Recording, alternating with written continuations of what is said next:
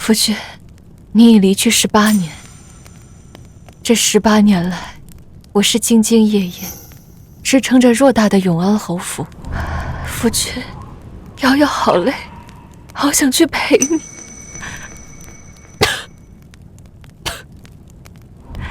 好在，上天可怜我，让婆婆捡回一个眉眼与你相似的婴孩。这18年来有他陪伴，就好似夫君在瑶瑶身边。夫人，好消息，小少爷考中状元了。母亲，我回来了。好。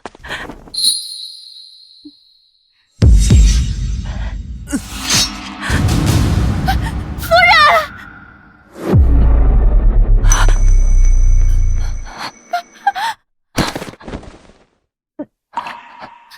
快来人呐！真的！畜生！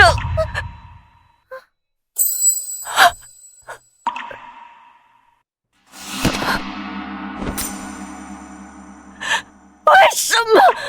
都是因为你这个女人，才害得我这么多年来没法和我亲生父母团聚。宋灵瑶，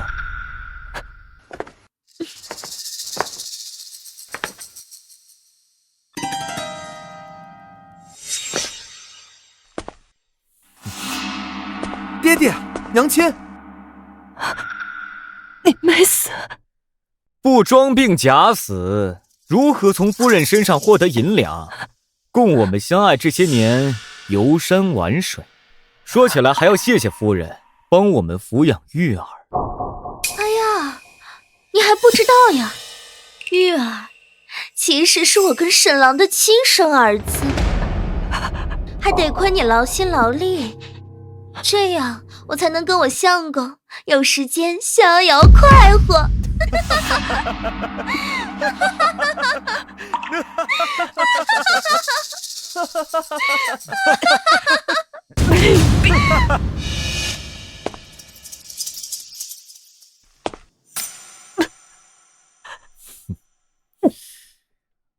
夫人呐，一路走好，下辈子别再当个蠢货。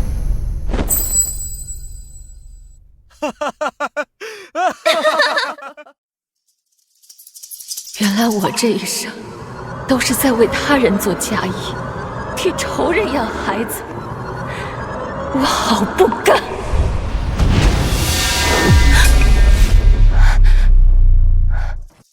我不是死了吗？这是哪儿？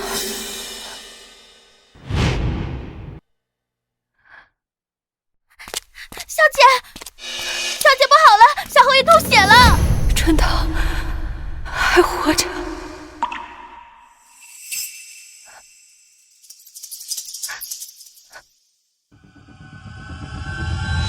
我居然重生回到沈灵安装病这天。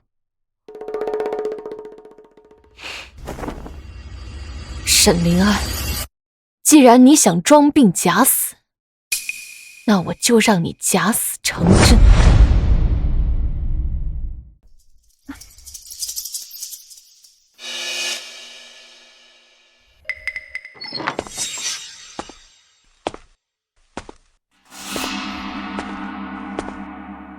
夫君，你怎么了？你别吓瑶瑶呀，夫君。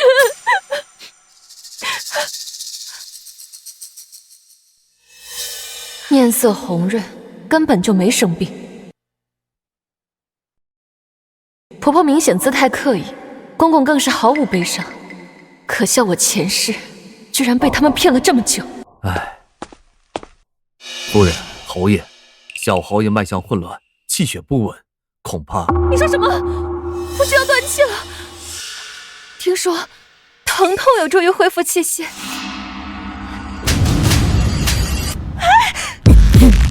这女人！夫君怎么还不醒？定是疼痛不够。大夫，你快用银针刺激我夫君穴位。这还不能让这个女人看出端倪。赶紧的！是侯爷。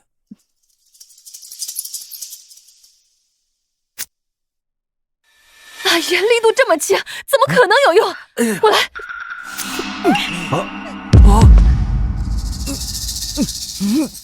沈临安，这仅仅只是开始。夫君，你快醒醒！夫君。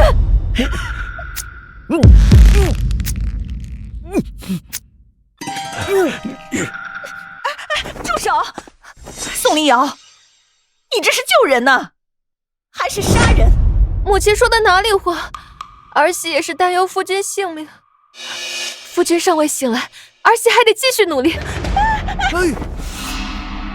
少夫人，那个位置是男人关键穴位，这一针下去，小侯爷恐怕日后不举啊！哎呀，人命关天，还管这些做甚？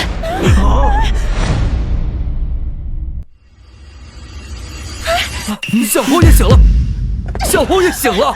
临安，你终于醒了，临安。沈临安前世到假死都不曾睁眼，这会儿装不下去了。临安，临安，母亲，夫君会不会是回光返照？儿媳再给他扎一针。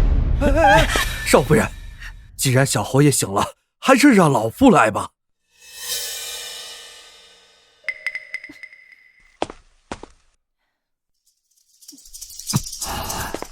夫人，侯爷，小侯爷虽然已经苏醒，但情况依旧不容乐观，恐怕只有让家师前来出手，才有痊愈的可能啊。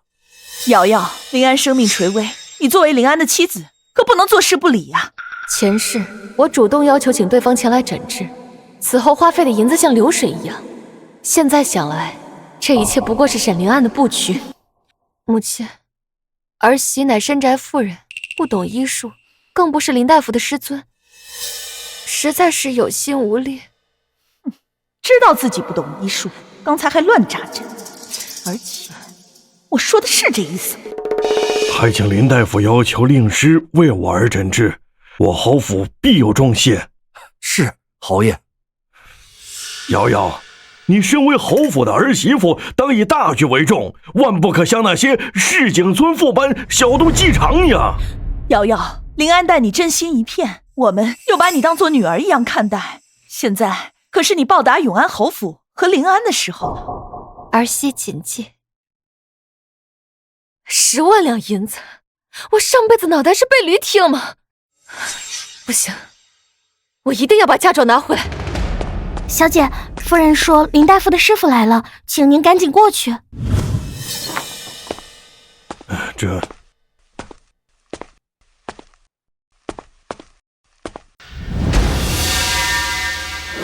怎么是他？瑶瑶，这位呀，就是林大夫的师傅，青云道观的陈大师。无量天尊。大师，不就是陈元香的哥哥陈清风吗？前世冒充大师，骗走我几万两银子，可实际上都交给沈临安和陈元香游山玩水。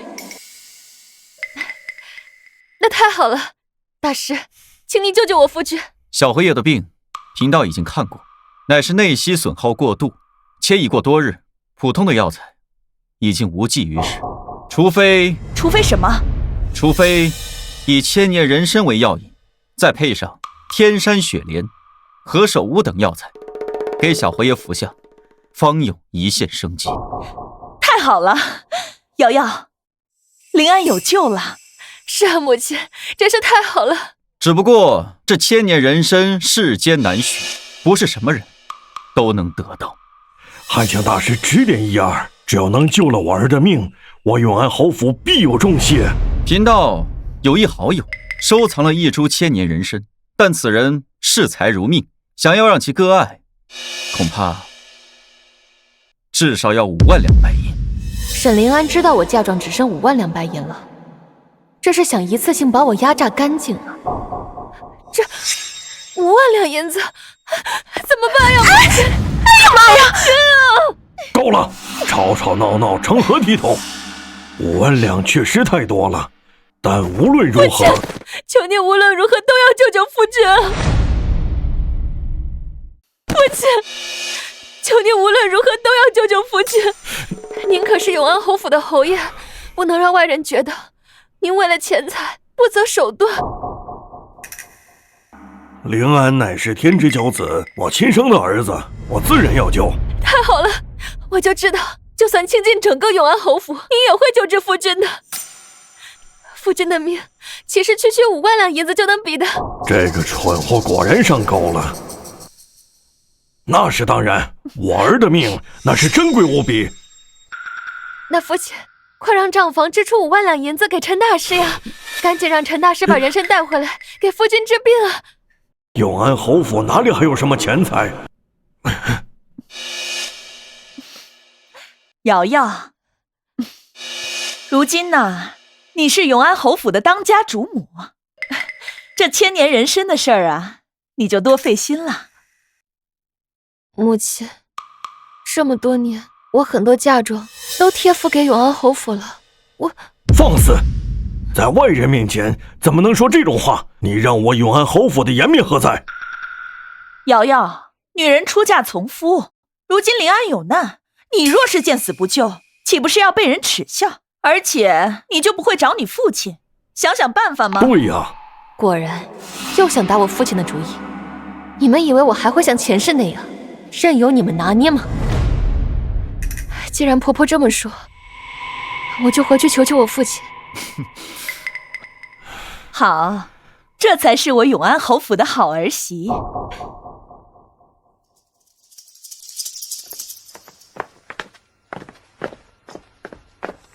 春桃，跟上他，看看他去了哪里，见了什么人，随时向我汇报。是。小姐，小姐，我跟着那个陈大师，发现他去了一处宅院，还见了陈元香，而且那个陈元香好像还怀孕了。果然如此。小姐，我记得这个陈元香好像是小侯爷的初恋，但他不是死了吗？难不成他诈尸了？说不定是借尸还魂。难道话本里的鬼神传说是真的？你还真信啊？很显然，陈元香根本就没死，而且我可以肯定，陈元香肚子里的孩子就是沈灵安的。什么？那陈大师去找陈小姐做什么？难不成也是为了千年人参的事儿？前世春桃对我忠心耿耿，告诉她有无妨。春桃，你有没有想过，小侯爷的病是装的？小姐，你是说？难道你没发现沈灵安看似虚弱，却面色红润？而且你可曾听说过小侯爷体弱多病？可是大夫和陈大师都说……小姐，那你为什么不揭穿他，还答应他要买千年人参啊？现在揭穿岂不是太便宜他们了？而且只有这样，才能让他们放松警惕，事后我才有足够的理由脱身。听不懂。春桃，你知道哪里有卖那种检查不出病因，却能破坏人身体的药吗？老爷是员外，认识的三教九流的人都有。不过小姐，你要这种药做什么？难道你想……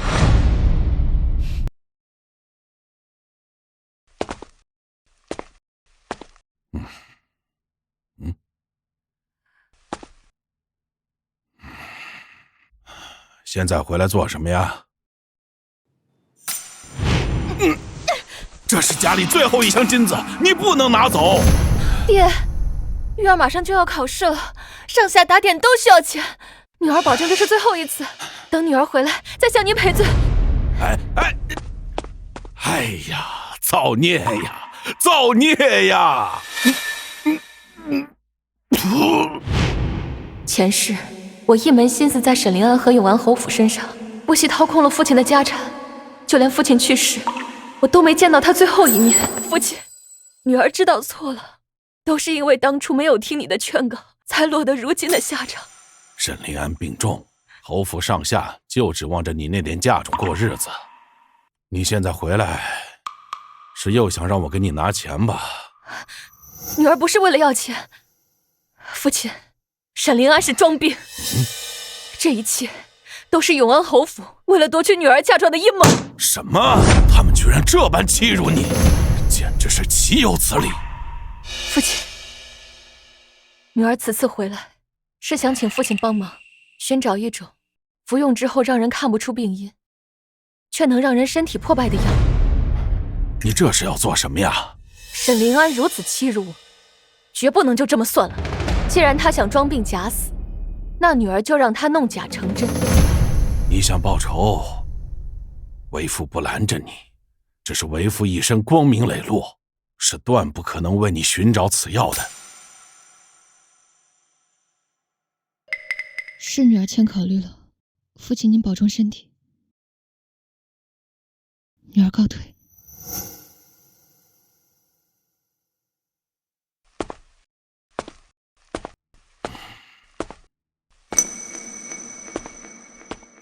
来人！老爷，我听说黑市有人拍卖枯骨散，不惜一切代价买来，交给小姐。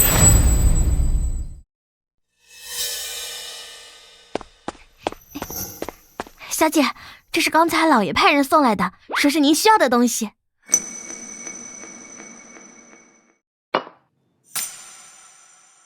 没想到父亲真的为我寻来了。小姐，老爷真是嘴硬心软，表面上说不帮，可次次都帮，您心里也特高兴吧？就你贫嘴。少夫人，夫人说陈大师带来的千年人参，请少夫人赶紧过去。看来他们已经迫不及待要榨干我的嫁妆。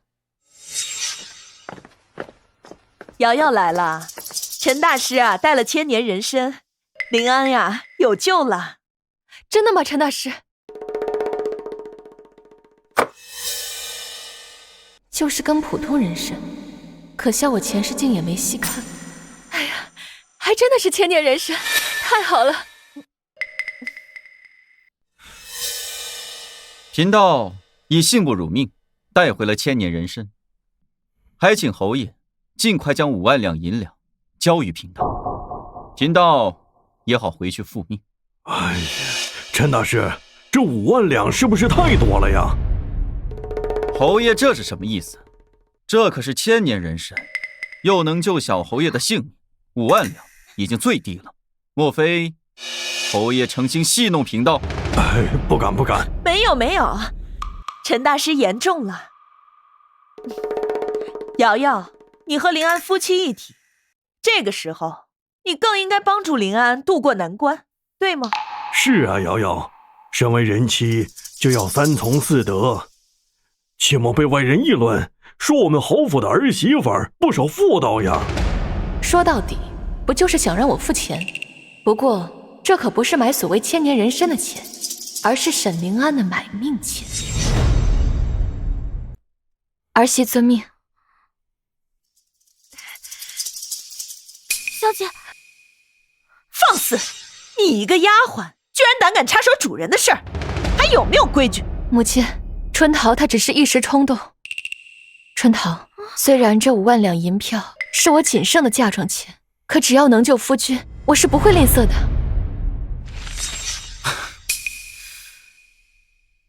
少夫人对小侯爷真是情比金坚呢，永安侯府真是好福气呀。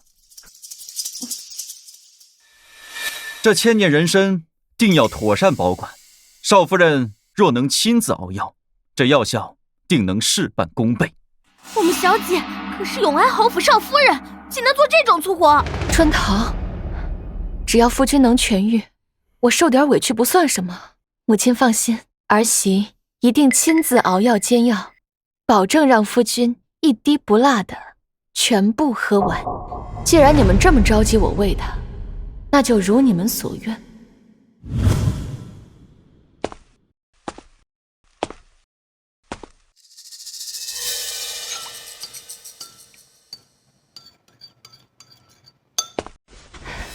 夫君，该喝药了。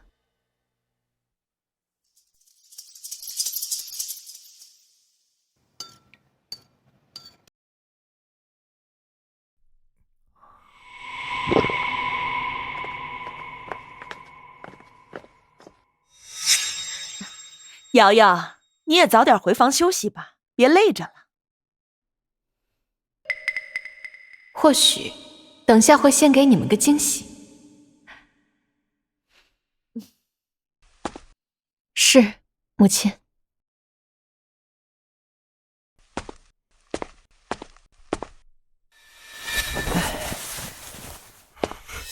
要不是为了他那点嫁妆，本小侯爷才不会装病。行了吧你，这点苦都吃不了，将来如何能成大事？永安侯府现在入不敷出，林安的孩子出生后，还有很多需要用钱的地方，还得继续想办法，让那女人拿出更多的钱来。母亲放心，区区一个商户之女，孩儿定会。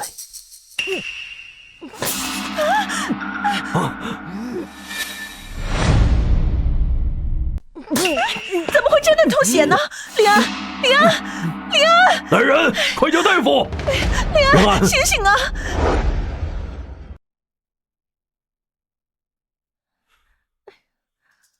你们不是喜欢你们的儿子装病吗？那我就帮你们一把。母亲，夫君之前就时日无多，经常脱险，怎么这次你们好像格外紧张啊？小姐，小侯爷服用了千年人参，本该病情有所好转，却又吐血了。侯爷和夫人肯定紧张啊！哦，原来是这样。闭嘴！我儿现在昏迷不醒，你们在这里闲聊，成何体统？大夫，我儿怎么样了？侯爷，小侯爷脉象时有时无，却错综复杂，老夫实在是看不出来因何故而吐血。你这个废物！请侯爷另请高明。侯爷夫人，会不会是那千年人参有问题？说不定是那陈大师故意拿的假药才害的小侯爷。哎呀，夫君，早知道我就应该检查一下那千年人参的，都是我大意，让夫君服用了来路不正的人参。怎么会这样？怎么会这样呢？熬药和喂药都是宋灵瑶这一个女人，莫非宋灵瑶？一定是你下的毒！一定是你下的毒！侯爷，小姐对小侯爷一片真心，怎么会下毒？那个千年人参，只有你单独接触过，不是你还能是谁？父亲，如若儿媳真的想害夫君，何必花费5万两银子买千年人参给夫君治病呢？如果父亲真的不信儿媳，那就将儿媳购买这千年人参的5万两，还有这些年儿媳填补侯府亏空的嫁妆还给儿媳，儿媳立刻离开。哎呀，现在需要这女人的嫁妆继续填补空缺，还不宜和她撕破脸。真的不是你？接触这千年人参的不仅有儿媳，还有那陈大师。难道父亲宁愿相信一个外人，都不信儿媳吗？瑶瑶，别往心里去，你父亲啊也是太担心林安了。春桃，送少夫人回房休息。是。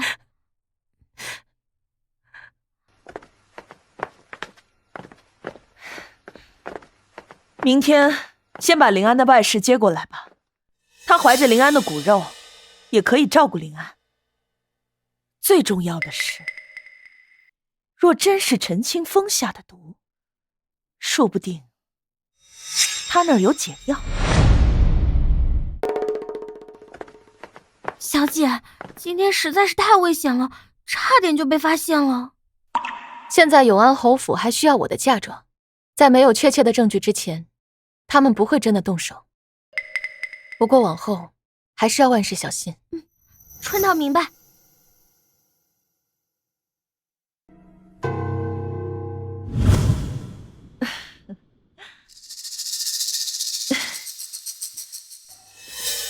婆婆，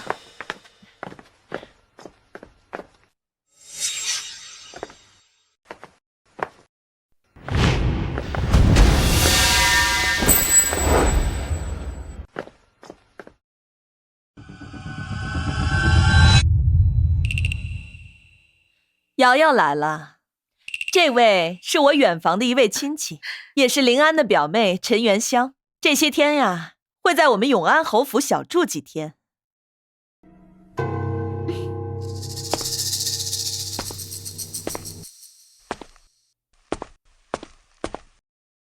元香见过少夫人。前世，你们骗我说陈元香这个外室是沈灵安的表妹，重活一世，我定不会再上当受骗。此次啊，元香带来了一种神药，临安服用以后啊，气色好了很多，大夫说应该很快就能醒了。沈灵安命还真大，这都能救回来。如此甚好，那就多谢表妹了。元香初来乍到，怀有身孕，以后还得劳烦姐姐，哦不，是少夫人多多照顾。如今沈灵安昏迷未醒，你却送上门来。既然如此，表妹客气，都是一家人，只不过这姐姐二字往后莫要再提了。毕竟我是永安侯府的少夫人，免得旁人误会说夫君纳了妾室。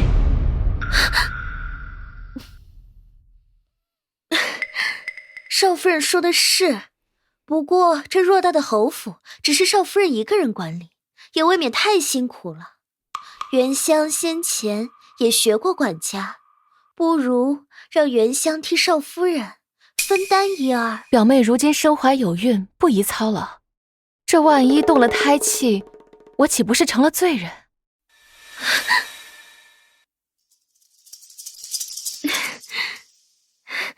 的确，这怀孕的女人啊，确实不易。不知可否请少夫人帮我倒杯参茶？少夫人不曾有孕，不知道这参茶最是养人了。表妹此言差矣，我是永安侯府的当家主母，自是明白参茶养人。春堂，还不快去给表小姐沏茶？少夫人果然贤惠，只是这参茶对于火候颇有讲究，就和管家一样，怠慢不得。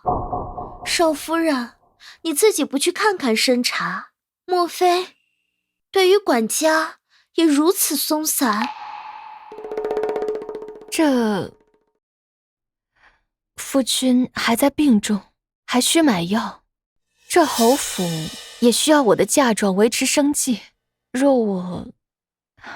母亲，您说我是应该先照顾表妹，还是应该先维持侯府生计和夫君性命啊？自然是侯府和临安要紧。元香，你自己有手有脚，侯府又有丫鬟，岂能劳烦瑶瑶？姨母，我只是……表小姐，您的茶小心烫，毕竟您身子贵重，可别摔坏了杯子，又怪到我们小姐头上。哎呀！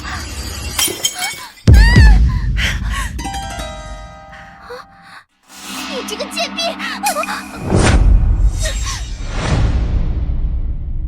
你这个贱婢！春桃是我的贴身丫鬟，即使有错，也该由我这个主子教训。表妹莫要忘了自己的身份，切莫坏了侯府规矩。区一个贱婢，我可是临安哥哥的表妹，我还难道没有资格教训？我身为永安侯府的当家主母，自是要以侯府颜面为重。表妹别忘了，你只是侯府的亲戚，而非主母。春桃，还不给表小姐道歉？表小姐，对不起。春桃已经道歉了，这事就算了吧。毕竟你作为永安侯府的亲戚，自是要识大体。表妹，你说呢？好了好了，一点小事。瑶瑶，作为主母和大嫂，让着她点儿。母亲，是儿媳无能，既管不好家，又照顾不好客人和夫君，儿媳这就带着剩余的嫁妆回娘家去，免得碍了母亲和表妹的眼。哎，瑶瑶，原香再怎么说也是客人，你何必和她计较呢？这时候万万不能让这女人离开。哎，瑶瑶，别意气用事了。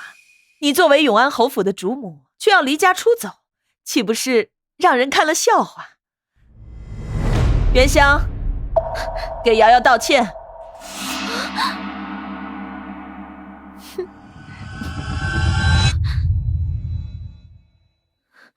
原香知错，请少夫人恕罪。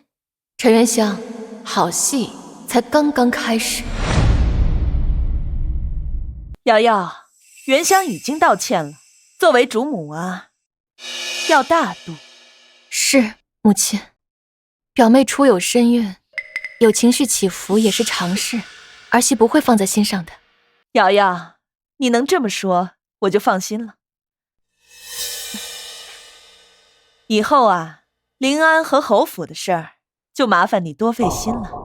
看来我必须得尽快找到证据，离开侯府和把原本属于我的一一拿回来。母亲言重了，都是儿媳本分。瑶瑶，你也早点回房休息吧。儿媳告退。春桃，你最近暗中帮我做2件事。小姐请吩咐。将我嫁入侯府以来所有账目的原始票据和凭证都收集起来，这些很有可能是我们找到嫁妆的关键所在和证据。是。还有一件呢？你回府一趟，请父亲帮忙调查陈元香名下所有产业和首饰来源。为何？如今她身怀有孕，又刚进侯府，定会恃宠而骄，向我炫耀沈临安和侯府所送之物。可如今侯府连续亏空，这些东西很有可能是物品嫁妆所变。原来如此，春桃这就去。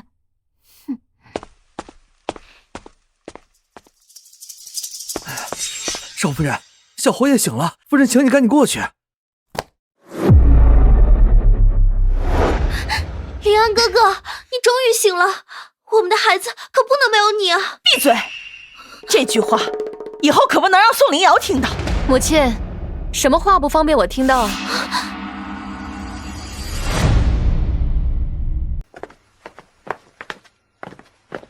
母亲，有什么话是不方便儿媳听到的？没什么，就是原香说了几句不适当的话，怕你听到啊，引起误会。这样啊，儿媳还以为是你们和表妹有什么事儿瞒着儿媳呢。没有。哎呀，夫君醒了，夫君，夫君。宋灵瑶，你怎么回事？香儿还怀着孕呢。对不起啊，表妹，我就是太担心夫君了，多亏了你的神药，夫君才能这么快醒来。大夫，那我夫君可是痊愈了。虽有神药相助，但毒素已侵入经络，导致气血麻痹，气血运行不畅，恐怕短时间内无法下床走路。而且此药只能强行续命，最多只能半个月。什么？什么意思啊？本小侯爷只能活半个月了？那可有办法治愈？老夫可以开个药方，为小侯爷调解一下。若一切妥当，可缓解毒素，继续为小侯爷续命。既如此，还不赶紧给本小侯爷开方子抓药去？大夫，一定要给临安用最好的药，钱不是问题啊。对，一切要以我儿身体为重。瑶瑶，你身为他的妻子，一切要以丈夫为重，我没说错吧？公公所言甚是，毕竟儿媳连那千年人参都给夫君买了，这点钱算什么？大夫，开方子吧。好，快去！啊！说起这千年人参，我听说可是少夫人亲手熬药喂给临安哥哥喝的，那怎么就中毒了呢？莫非是你？宋灵瑶，香儿说的都是真的。宋灵瑶，就算你是少夫人又怎么样？谋害小侯爷的罪名可不轻啊！之前公公也怀疑过我，可早已还了我清白。再说，那千年人参是陈清风道长送来的，说不定是……不可能！陈大师怎么可能会做如此卑劣之事？表妹怎么如此信任陈大师的人品？莫不是你跟他很熟？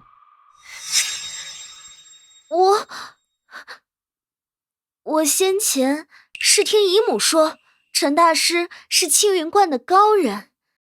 原来是这样啊，我还以为是表妹和陈大师有什么关系，没有就好。行了行了，既然有孕在身，赶紧回房休息吧。要不是看你怀孕了和救了林安的份上，侯爷夫人，原香告退。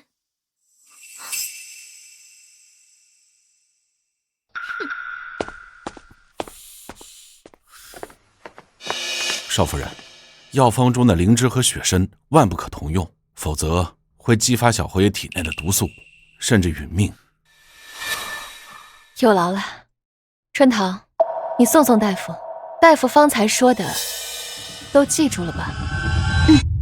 记住了，小姐。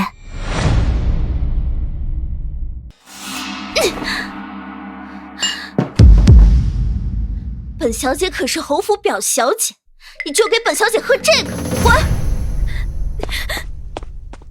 哥哥对天下奇毒最是了解，要是能尽快找到解药，那我在侯府的地位就更加稳固了。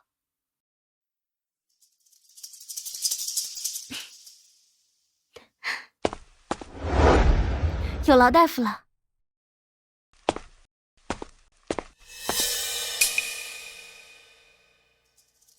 唉，侯爷和夫人也真是的，也不看看现在侯府什么条件，哪能买得起那么多灵芝和雪参给小侯爷治病啊？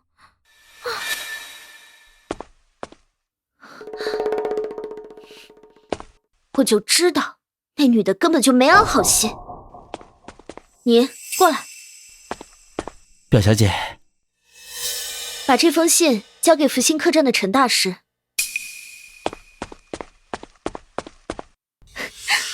刚好趁这个时间，可以买点雪参和灵芝，到时候夫君一定会好好夸奖我的。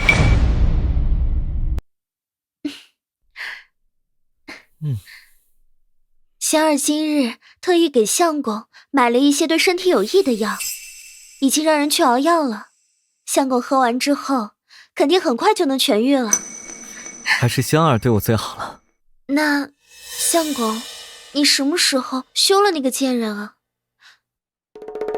能给我香儿一个名分。等过段时间，把那贱女人娘家的产业也都搞到手后，就会把她赶出府去。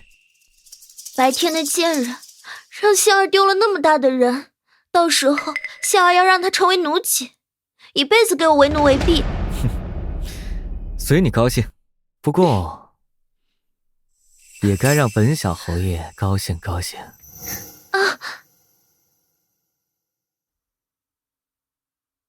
香儿，记得相公最爱吃这个凤庭轩的糕点了，所以今天香儿特意去买了一些，来尝尝。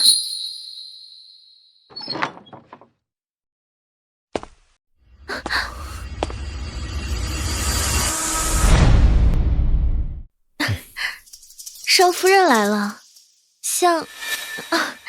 林安哥哥说想吃糕点，所以香儿特意去买了一些。毕竟林安哥哥的口味，香儿最清楚了。夫君，大夫都说了，你最近不能随意吃东西，免得引发体内的毒性。少夫人，这可是香儿特意去给林安哥哥买补品的时候顺便买回来的。少夫人不谢谢香儿就算了，居然这么诅咒林安哥哥。这女人果真去买灵芝和雪参了，那确实应该多谢表妹。小侯爷，您命人采的断云山菊到了。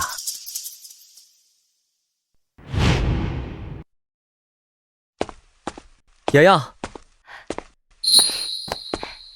为夫知道你最爱吃橘子了，这是为夫亲自给你摘的，尝尝。这是段云山脉财产的砂糖橘，夫君，这橘子很难弄到吧？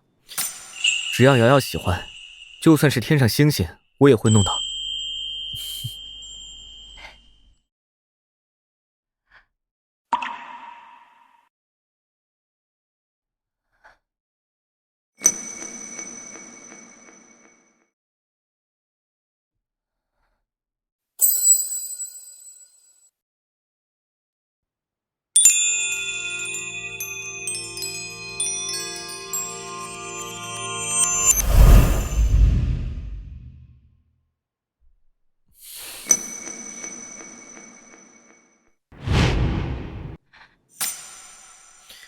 来，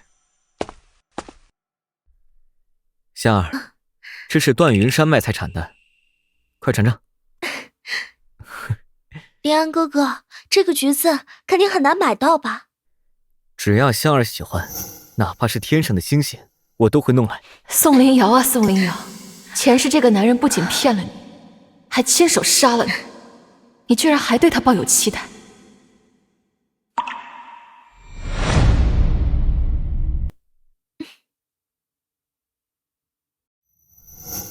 来，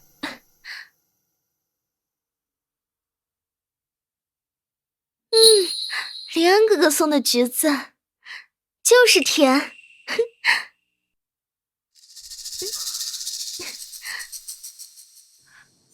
这不是我娘亲的遗物吗？林安哥哥，你白天送给香儿这枚玉佩，香儿已经找大师看过了。哦，说此物灵气充沛，可温养育人，可以保佑我和孩子平平安安。此物乃是我母亲遗物，对我而言很重要，还请表妹归还。少夫人，你说这话，你莫不是嫌弃香儿和这肚子里的孩子都碰不得这枚玉佩？林安哥哥，要不我还是把这枚玉佩还给少夫人吧。宋凌瑶，香儿还怀着身孕，一个死人的东西，能比香儿和孩子还珍贵？这是我母亲遗物。夫君，你知道她对我有多重要？若是表妹喜欢翠玉，我可以帮忙寻找，唯独这个不行。你，林安哥哥，你不要这么说少夫人，施元宵和这孩子福薄，不配拥有这么好的玉佩。少夫人，元宵，这就把玉佩还给你。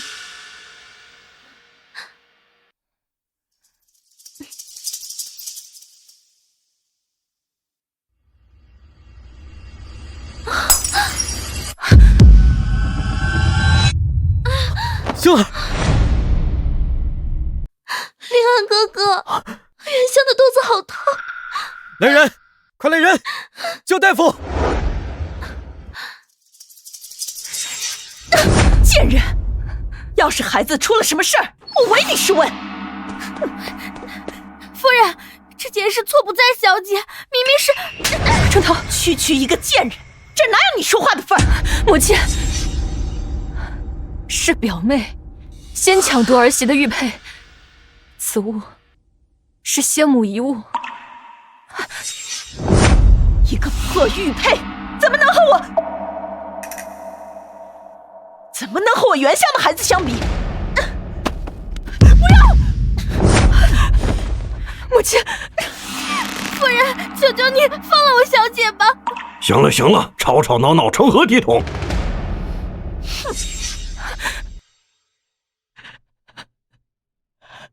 大夫，情况如何呀？好在没动了胎气，回头我开一副安胎的药给表小姐服用起来。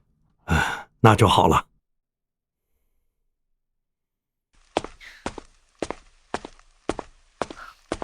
这次孩子没事儿，就算了。要是再有下次，绝不轻饶。总有一天，我要你们付出千倍万倍的代价。表小姐，这是给小侯爷的药，已经按照您的吩咐加了特殊的药材。给我吧。给林安哥哥的药，必须要我亲自喂才可以。香儿，这个是什么药啊？这加了什么药材？当然是能让林安哥哥快速恢复的补药。有些人不舍得花银子，不愿意给林安哥哥买好药，不像香儿，特意给林安哥哥买这些名贵的药材。夫君，这药还是检查一下再喝吧，万一……江儿为我找来神药续命，岂会害我？可是……好了，林安说的有道理，本侯爷在此，谅他也不敢。沈临安，既然你自己找死，那就怨不得别人了。是，如此，便麻烦表妹了。来，小心烫。沈临安，要是你知道体内毒性发作都是因为你最心爱的香儿，你还会这么开心吗？怎样，林安哥哥，有没有感觉好一点？是呀，安儿，这原香的药到底有没有用啊？我感觉……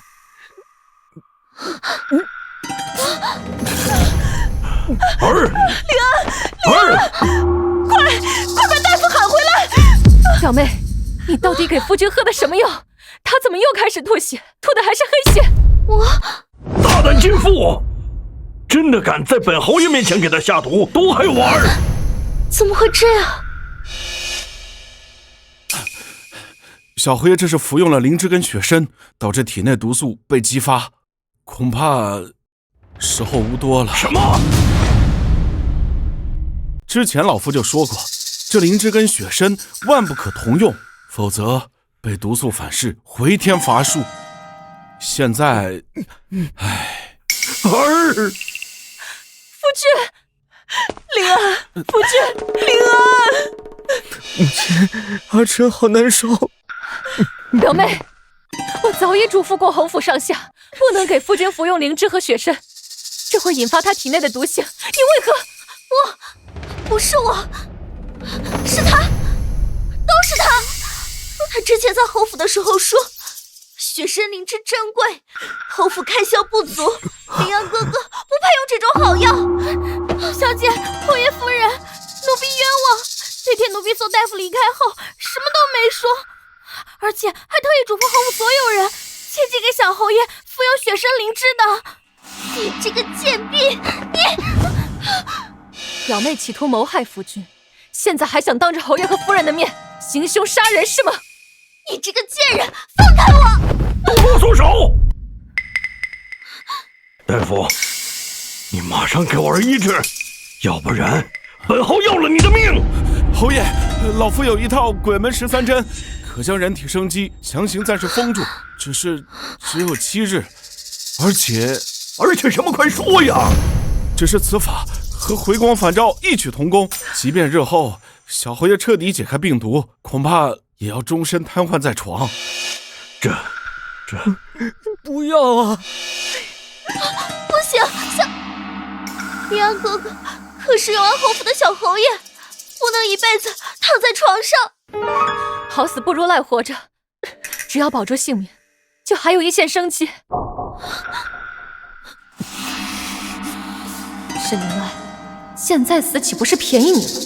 我要的是你千倍万倍痛苦的死去。侯爷，瑶瑶说的对，只要人活着，就有希望。是。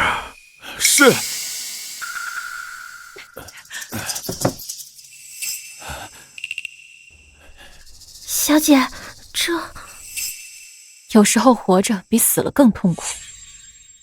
虽然有的人注定要死。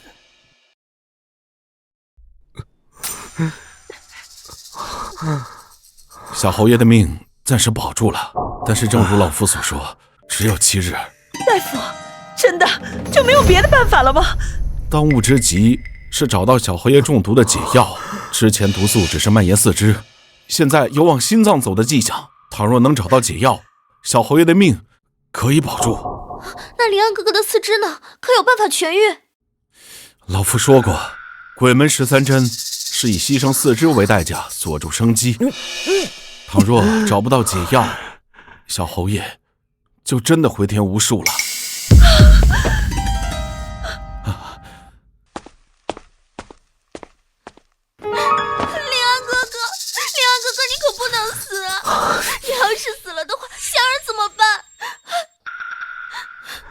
哭什么？本小侯爷还没死呢。表妹，还不是因为你，要不是你给夫君服用了灵芝和血参，夫君又怎么会？我也是好心想给林安哥哥治病，这么算起来，最可恨的人是给林安哥哥下毒的人，不然的话就不会这样了。好了，都别说了，还嫌不够乱吗？好在还有7日，无论如何都要找到解药。没错，务必要找到解药。另外，我倒要看看，到底是谁下了毒。侯爷，大皇子到。什么？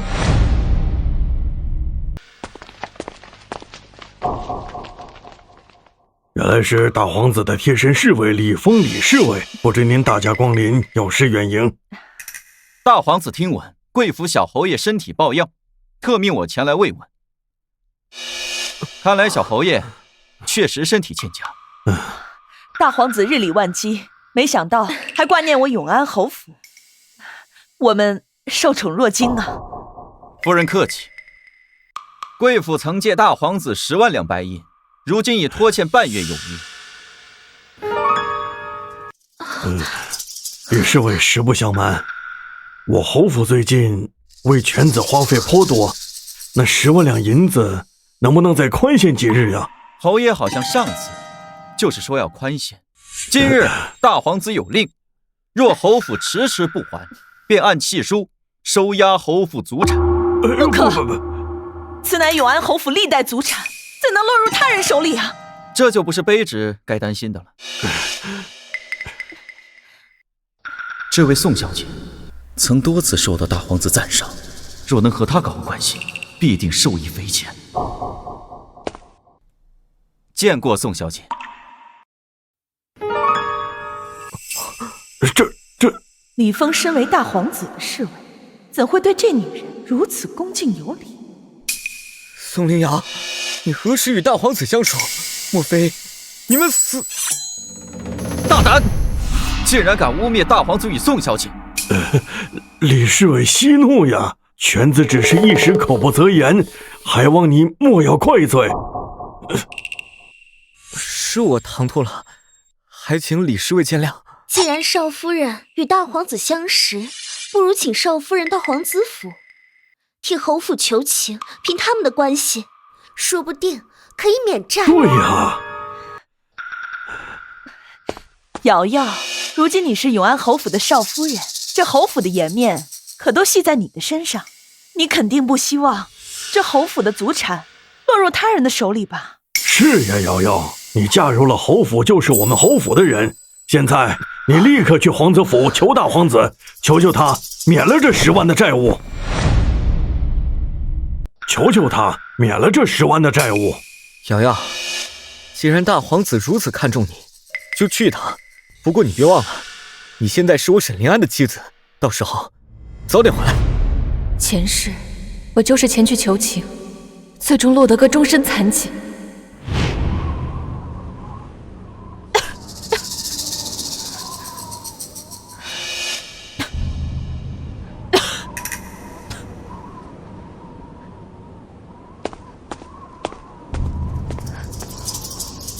宋小姐，你这是何苦呢？我只知道，他们是我的公公婆婆。臣妇恳请大皇子再宽限几日吧。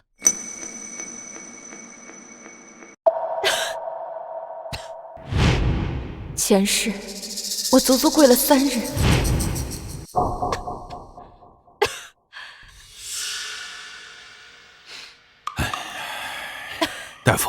我女儿怎么样啊？寒气入体时间太久，往后多半会留下病根。啊！老爷，这怎么办呀？从那之后，就开始变得体弱多病。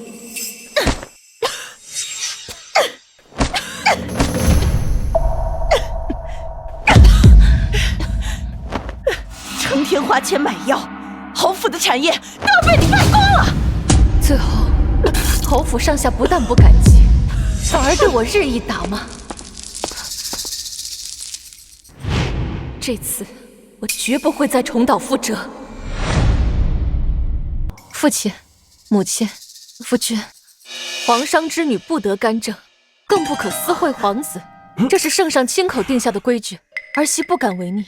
什么叫私会啊？你和大皇子是相谈甚欢，何来私会之说呀？没错，既然你和大皇子有私交，此时正是使用之机。难道你作为永安侯府夫人，不想为永安侯府出些力？少夫人是不是与大皇子现在交情匪浅？现在嫌弃这侯府，容不下少夫人这尊大佛了吧？表妹说的哪里话？自古以来欠债还钱天经地义，我一介女流，怎能坏了这千古规矩？千古规矩？你身为侯府的儿媳妇，现在却想置身事外，难道这也是圣贤们教你的千古规矩？侯爷，卑职此次前来，只为那10万两白银，还请侯爷尽快交与卑职，好让卑职去向大皇子复命。瑶瑶，母亲知道你委屈，可林安现在身中奇毒，万万不能受刺激的。难道你就眼睁睁地看着侯府祖产没收，侯府落魄？是啊，少夫人，你看侯爷跟夫人都这么求你了，你就忍心吗？再说了，如果你去求情的话，说不定殿下会念在旧情的份上。宋灵瑶，别既当婊子又立牌坊。识相的，现在就去大皇子府求他宽限，否则你便不配为我沈灵安的妻子。到时候别怪我休妻。别说了，夫君当真要休妻？你要是乖乖听话，自然还是我的妻子。侯府上下还是交给你打理，别给脸不要脸。为妻与夫君是陛下赐婚，夫君若是休妻，岂不是打了陛下的脸？李侍卫，那麻烦你回去转告大皇子，我过几日会登门拜访，有要事相商。四小姐，若要见大皇子，现在就可以。大皇子就在侯府外，请。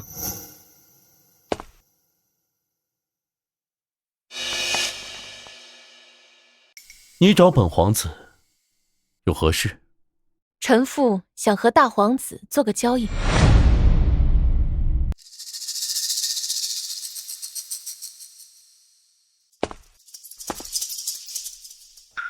按照小妹信中所述来看，沈灵安所中之毒很像是我的枯骨散，只是此毒为何会出现在沈灵安身上？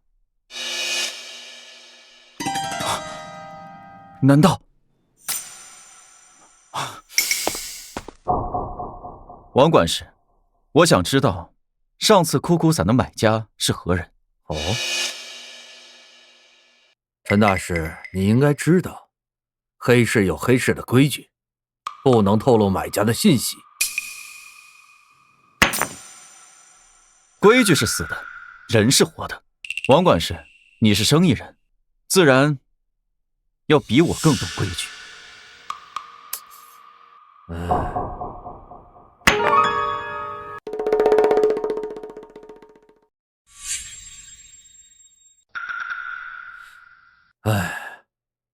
我只能说，此人家财万贯，虽无官职，却与皇室关系匪浅。对此，我就只能说这么多了。如此看来，对方多半是宋员外，那下毒之人定是宋宁瑶。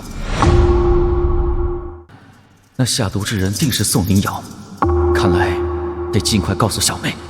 多谢。来人，拿笔墨来。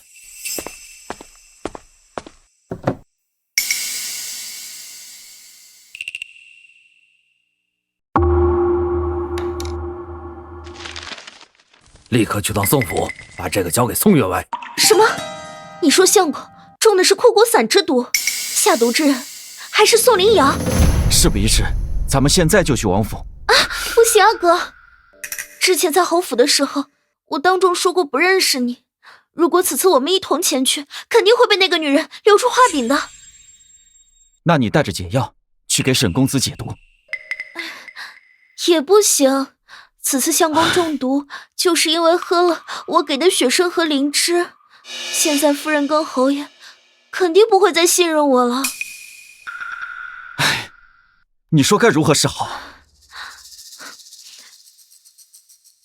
哎，不如我找个机会，把侯爷和夫人带出侯府，你再带着解药呈上。好，就按你说的办。父亲说枯骨散的卖家就是陈清风，而且陈清风前去调查枯骨散买家了。什么？小姐，那现在怎么办？如果陈清风和侯爷见面，小姐岂不就暴露了？那也得他们见得到才行。临安哥哥，侯爷夫人，我听说城中的永安寺祈福非常灵验，或许可以找大师指点迷津。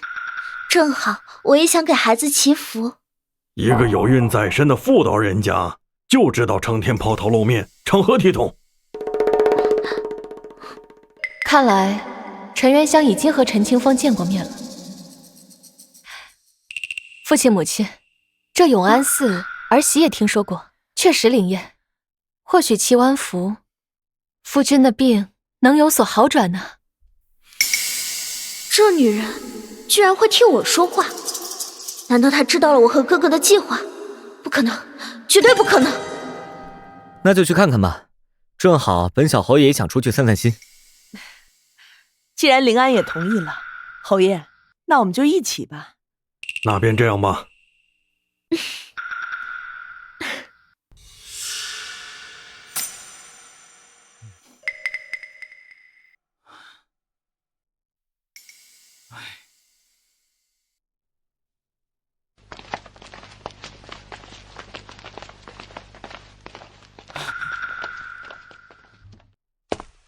侯爷，是你？是你？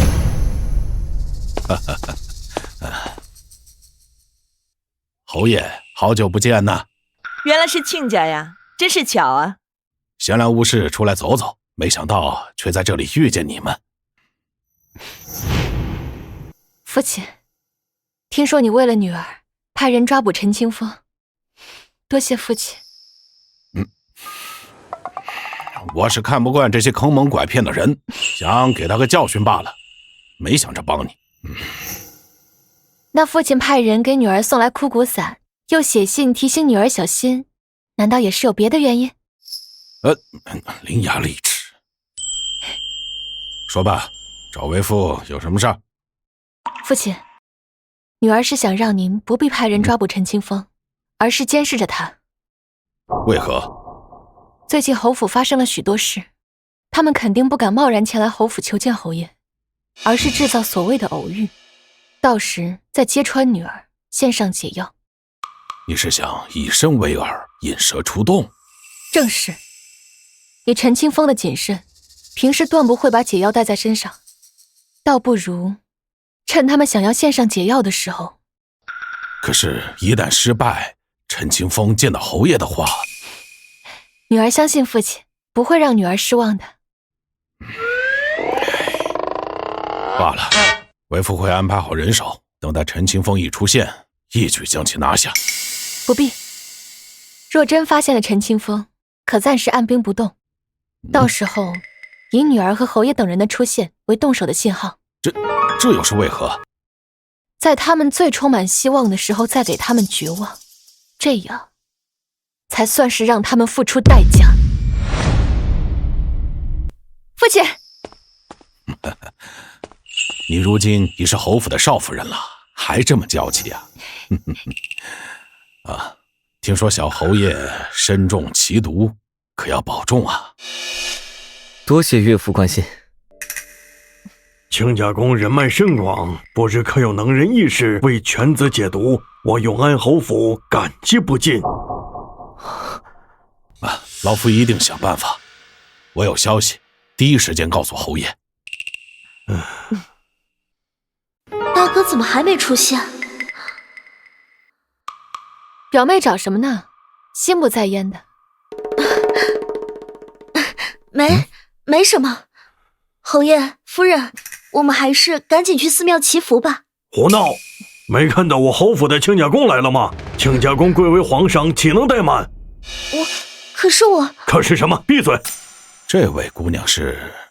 父亲，这位是侯府的远房亲戚，夫君的表妹陈元香。原来是侯府的远房亲戚啊！我还以为是小侯爷新纳的妾室呢。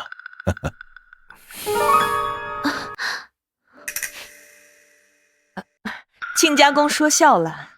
林安和瑶瑶情比金坚，怎么会纳妾呢？是呀。如此甚好。老夫虽是个商户，但也是个皇商，而且我记得小侯爷和小女的婚事还是陛下御赐，而且小侯爷也在陛下面前承诺过，婚后不再纳妾。小侯爷应该没忘吧？当然没忘。那个亲家公，难得相遇一次，要不一起进去上香吧？好啊，请。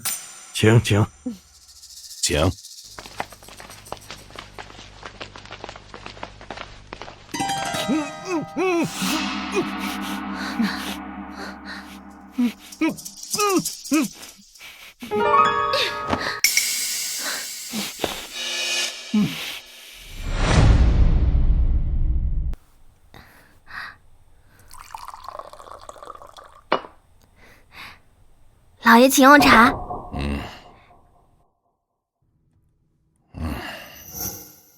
对了，父亲，那个陈清风为父已经派人将他关押在一处隐蔽之地。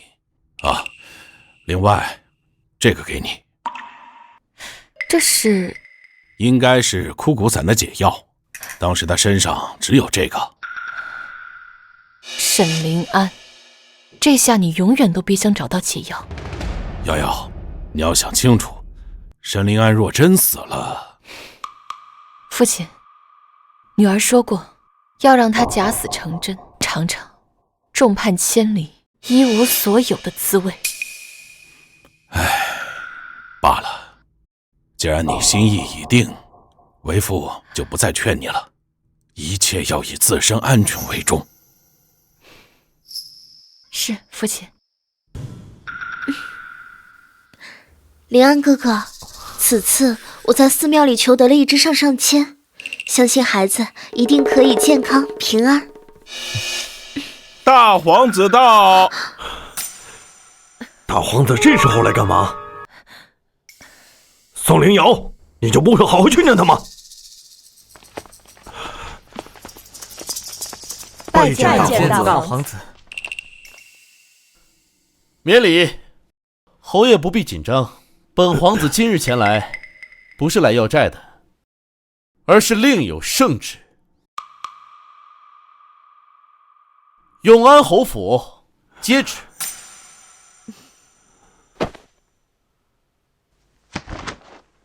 奉天承运，皇帝诏曰：如今边关战事频发，国库吃紧，今特命大皇子在民间筹措粮饷，永安侯府带头响应，为朝廷分忧，钦此。臣领旨。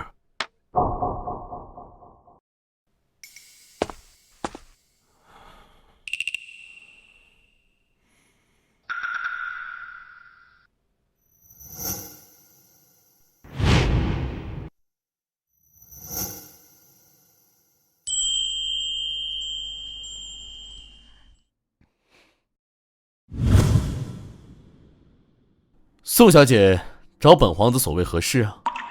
臣妇恳请大皇子向陛下求一道为边关战士筹集军饷物资的圣旨，让各位大人募捐。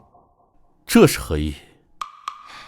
不瞒大皇子，永安侯府这些年靠着臣妇的嫁妆，置办了不少田产和房屋。与其被这些人侵占，倒不如捐给边关，用作军饷物资。大皇子也能趁机收回永安侯府亏欠的钱财。如此一来，你岂不是要彻底和他们撕破脸？而且永安侯府能同意？所以臣妇才想请大皇子求一道圣旨，到时就由不得他们答不答应。至于其他的，臣妇自有对策。本皇子虽贵为皇子，但这圣旨也不是说求就能求来的。如今边关战事吃紧，相信陛下会很乐意看到大皇子为朝堂分忧。没想到你身为女子，却如此关注国家大事。国家兴亡，匹夫有责，小女子也只是做了分内之事。好一个国家兴亡，匹夫有责！冲你这句话，本皇子答应帮你这个忙。多谢大皇子。大皇子，陛下当真要我永安侯府带头响应，捐献钱财物资？大胆，竟敢污蔑大皇子！本皇子虽贵为皇子，假传圣旨乃是欺君之罪。莫非永安侯府打算公然抗旨不成？不敢不敢，无知妇人休要胡言。大皇子息怒，既然是陛下的旨意，我永安侯府自然要响应，就是不知陛下想让我等捐多少呀？这就要看侯爷心意了。不过本皇子也提醒侯爷一句，若是捐得太少，倒是父皇怪罪下来，我也没办法替侯爷求情。大皇子所言甚是。可是如今侯府入不敷出，临安哥哥生病也用掉了大量钱财，哪儿还有多余的钱财捐赠啊？闭嘴！你个妇道人家，休要多言。大皇子，实话实说，最近我侯府确实是捉襟见肘，那捐献一事可否再商议一下？没错，大皇子，反正陛下也没说捐献时日，不如这件事情改日再说。既然如此，那父皇若是问起永安侯府捐献一事，本皇子也只能实话实说了。告辞。别！大皇子请留步，我永安侯府绝非这个意思。侯爷不必解释了，既然永安侯府囊中羞涩，本皇子也不会强求，到时自由父皇定夺。如果侯府当真一点都不捐，肯定会引起陛下不满，影响侯爷仕途。瑶瑶，如今呢，你贵为永安侯府的当家主母，这捐献一事于情于理呀，都应该你出，对吧？对呀，瑶瑶，你身为侯府的主母，理应身先士卒。现在朝廷有难，你岂能置之不理呀？侯爷当真好手段啊！自己拿不出钱财，就用儿媳妇的嫁妆捐献。大皇子啊，瑶瑶既然是我的妻子，那就是我永安侯府的人。瑶瑶的东西不就是我永安侯府的东西吗？这岂有任何不妥之处啊？临安说的在理，女人呐，出嫁从夫，如今夫君有难，身为儿媳妇的做事不理，岂不是要被人看了笑话？姨母说的对，少夫人，这侯府要是拿不出捐献之物，到时候陛下怪罪下来，少夫人你恐怕也要受牵连，到时候别人还要说少夫人你自私无情。大皇子，你看，别人的家事我们不便插手，本皇子也很好奇，他要如何应对。瑶瑶，大皇子在此，这件事情更是关乎数万百姓生死，可不能让别人说我们永安侯府不关心黎民百姓的死活呀。夫君和公公说的在理，既如此，我捐。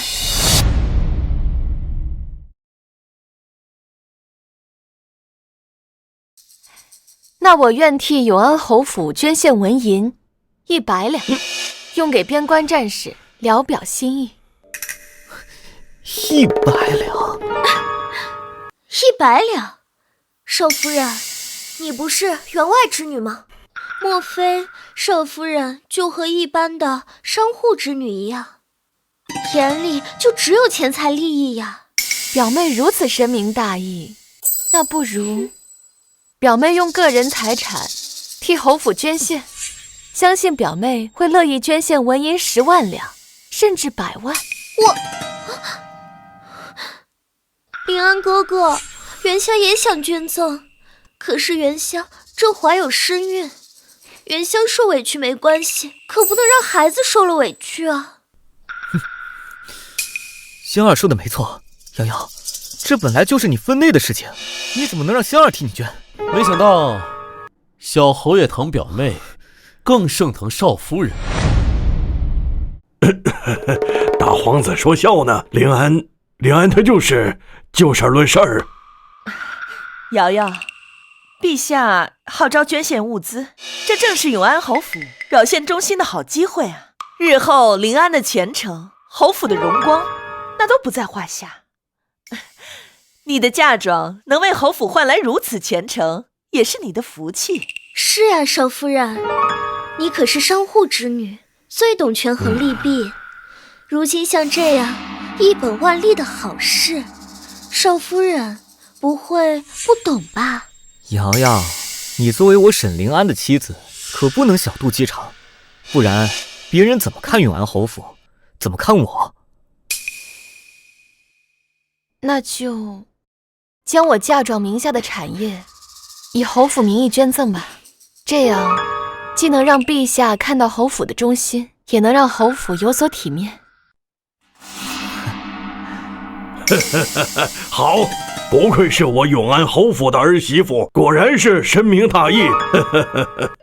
宋小姐要用自己的嫁妆。是的，大皇子，正如臣妇所说，不如将这些捐给边关，用作军饷，这样不但能解救百姓，也能报答陛下赐予宋家皇商的恩情。果然是个奇女子。那这件事情就这么定了。既然如此，那就起草文书吧，表明财物捐献乃是出自于宋灵瑶嫁妆，以侯府的名义捐献，到时父皇自会论功行赏。大皇子何必多此一举，直接以侯府名义捐给皇上不就行了？朝廷募捐讲究的是清清楚楚、明明白白，若文书含糊，岂非授人以柄？莫非侯府想要敷衍父皇和本皇子？不敢，一切依大皇子所言。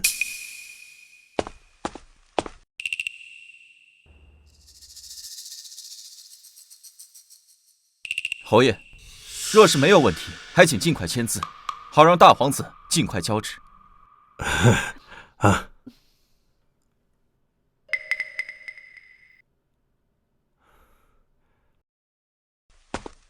父亲母亲，那儿媳就将捐献之物交给大皇子，父亲母亲还需过目吗？不必了，一切呀由你自己做主就好。切记，必定要让陛下感受到我永安侯府的忠心。儿媳谨记。大皇子，随我来。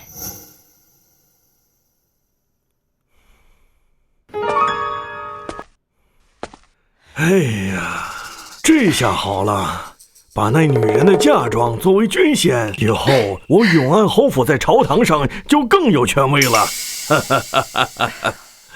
可是现在当务之急是赶紧查找临安到底中的是什么毒，找到解药，临安的身体拖不得了。哥哥到底跑到哪里去了？万一相公最后真的因为枯骨散而死，说不定我也会受牵连。大皇子，这些是捐献账单和产业契约，请过目。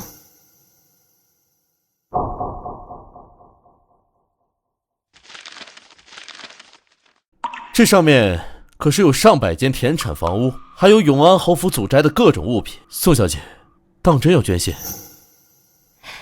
这都是这些年用臣妇的嫁妆贴补永安侯府置办的。正如臣妇所说，与其被霸占，不如作为军饷物资。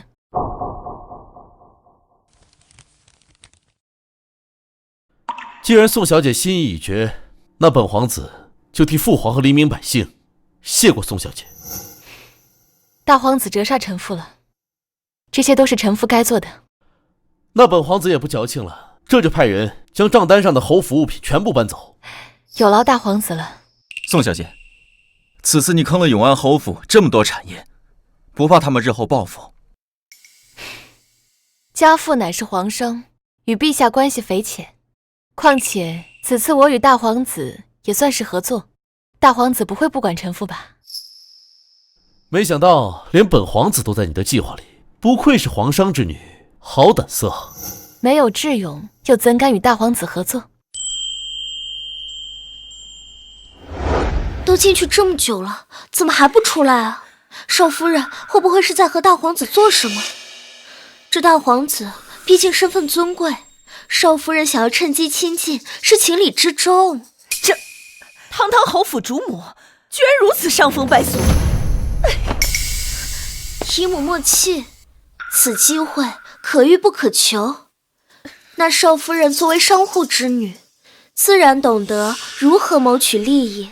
够了，奸夫淫妇，本小侯爷迟早宰了他们。哦，小侯爷想宰杀谁？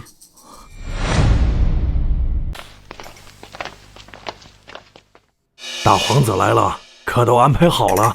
一切已和宋小姐谈好。此次回去后，永安侯府定会受到父皇嘉奖。哎呦，多谢大皇子。不过，本皇子好像听到刚刚有人说要宰了本皇子。没有。不过不知道是谁。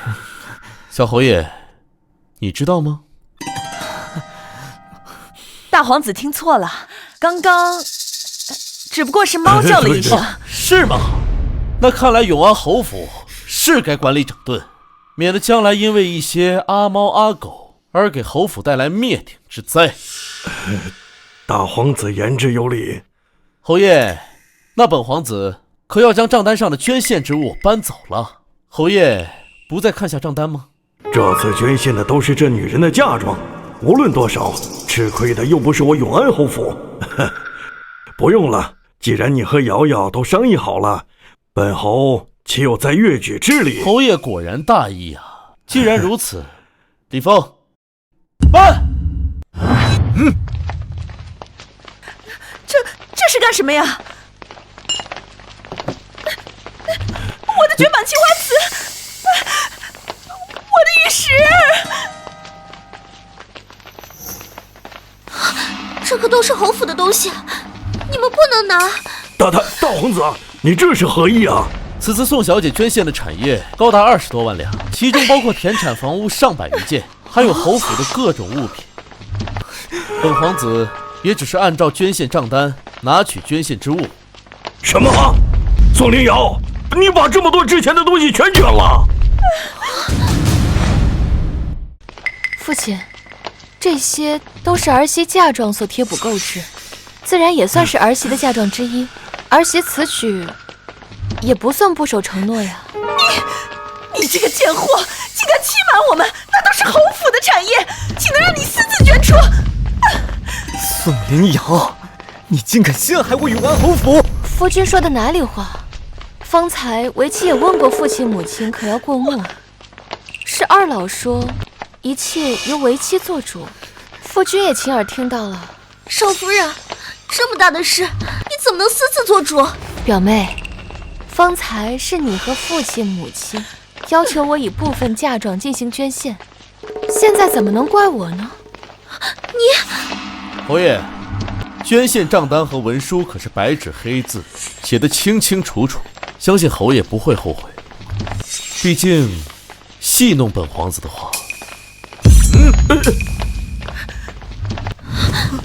若是不答应，今日必定会得罪了大皇子，那我永安侯府日后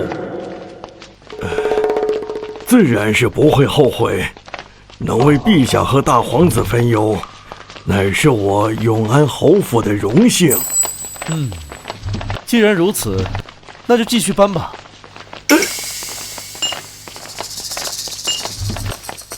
启禀大皇子，已经按账单全部办完。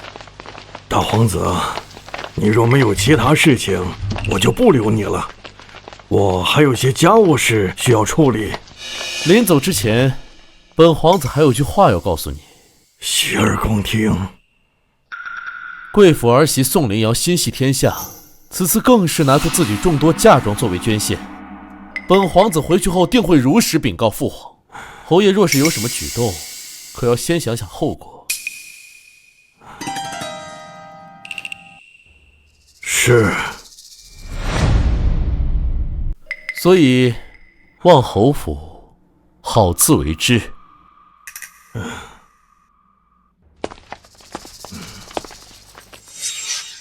宋灵瑶，父亲，不知教儿媳所谓何事？你说呢？你这个贱人，竟敢算计侯府！那百间田产都是我侯府的产业，那是侯府的根基。母亲息怒，方才是母亲和父亲亲口允诺儿媳一切做主，文书上白纸黑字，何来算计一说啊？那是我的产业，我的。夫君莫要忘了，购置这些田产的每1两银子都出自我的嫁妆，何来你的之说？少夫人，你好狠的心！你这是不顾侯府上下的死活了吗？平安哥哥还病着呢，那这日后侯家可如何过活？表妹如此关心侯府生计，那不如将自己私藏的银子和首饰拿出来贴补。我记得夫君曾赠你不少好东西。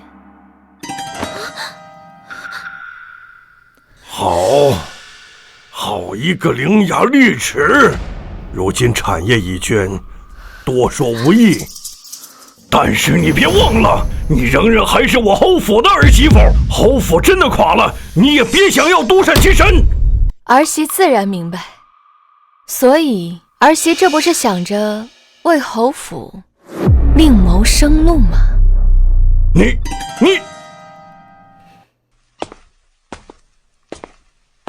无法无天的东西！完了，全完了！田产铺子都没了，这日子还怎么过呀？慌什么？产业是没了，但还有他宋灵瑶呢。你别忘了，他爹不但是员外，还是皇商。爹，你说的容易，那女人现在有大皇子和陛下撑腰，我们根本动不了她。姨母、侯爷、相公，原香倒有一计。你有什么办法？再过半月便是姨母您的50寿辰，往年侯府因节俭都没有大办，今年不如风光一场。这侯府都被搬空了，哪儿来的银子风光？正因没有银子，才要大办。寿辰开销，自然该由当家主母，也就是宋灵瑶负责。如若她不肯花钱操办，那便是不孝，必然会受众人唾弃。如果她肯花，那我们就可以从中运作，想办法从中捞回一些银两。即便如此，那也不是长久之计啊。侯爷莫急，原香还未说完。哎，香儿，你有什么话就赶紧说完。寿宴当日人多眼杂，我们可以想办法让他意外失节。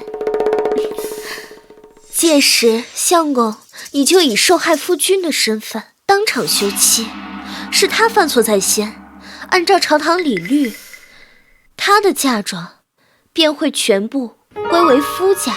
果然是妙计呀！既能拿到那个女人的全部嫁妆，又能趁机将那个女人赶出门。但如此做法，本小侯爷岂不是被……相公，那个贱人都把侯府害得这么惨了，你还想给他留情面啊？再说了，元香马上就要生产了，你都不能给人家一个名分吗？林安，如今你身上奇毒未解，寻找门人异士和买药等都需要钱。而且到最后，大伙都会说是那个女人的错。既然如此，就按香儿说的办吧。此事需要周密安排，务必要一击即中，绝不能再让那个女人有任何翻身的机会，否则后患无穷。侯爷放心，这次元香定会让那个贱人身败名裂。小姐，刚才陈涛偷听到侯府他们想要在夫人寿宴上找人玷污您的名声，然后趁机夺取您的嫁妆。这么快就狗急跳墙了？小姐，那现在怎么办？要不要告诉老爷？不用，既然他们想办寿宴，那就风光大办，到时候必然让他们终身难忘。我记得之前父亲送给我一包助兴的香料。春桃这就去取来。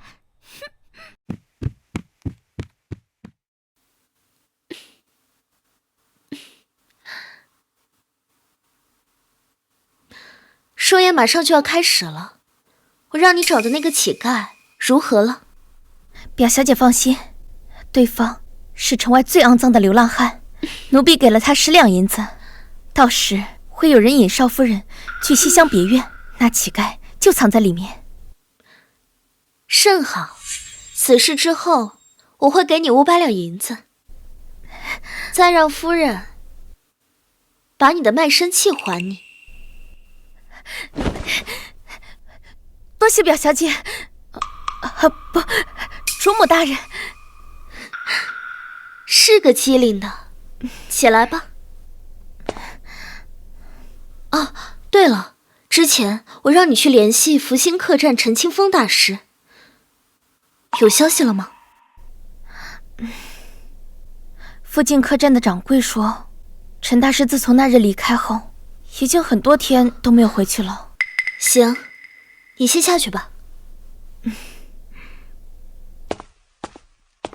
哥哥身怀有解药，他不会无缘无故的失踪。难道是……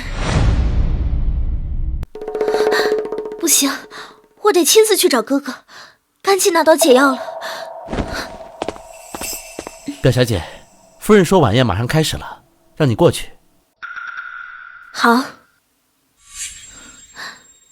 这个节骨眼，我还是别让姨母挑我的理了，免得对我不利。或许哥哥只是有什么事情耽误了。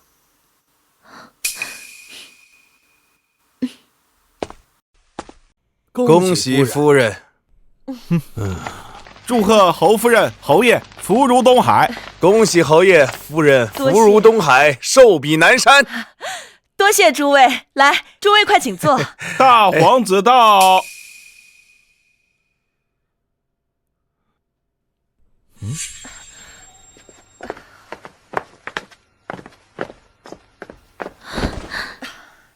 拜见大皇子。各位免礼。谢大皇子。大皇子今日大驾光临，真是让我永安侯府蓬荜生辉呀！侯府夫人今日寿辰，本皇子未收到邀请，却不请自来，还请侯爷多多担待啊！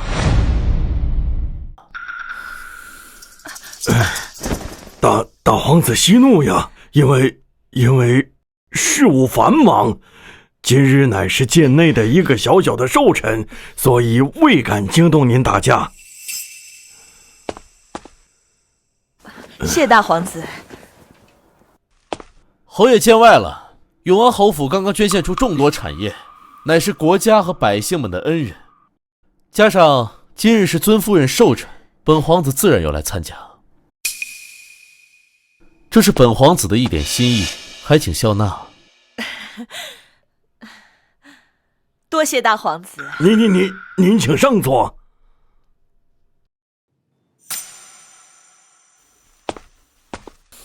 大皇子怎么来了？我哪知道？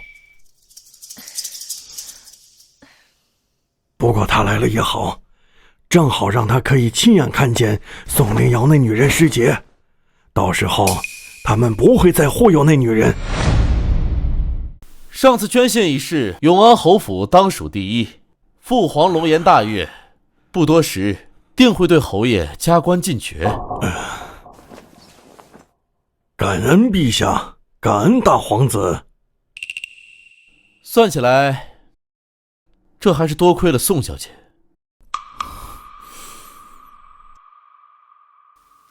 传闻这大皇子和永安侯府的少夫人走得很近，莫非是真的？看这样子，关系匪浅。说的也是，听闻永安侯府的小侯爷时日无多，难怪这少夫人另攀高枝。大皇子谬赞，瑶瑶是我的妻子，为侯府做的事，自然是她该做的。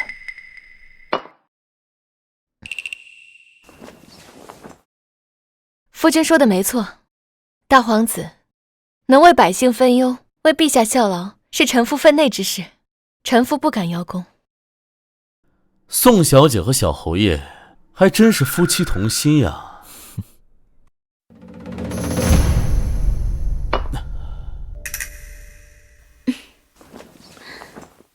少夫人，多谢少夫人这段时间来的照顾，元香敬你一杯。哎呀，不好意思啊，少夫人，我不是故意的。没事。母亲，那儿媳去换件衣服。让大皇子见笑了。无妨。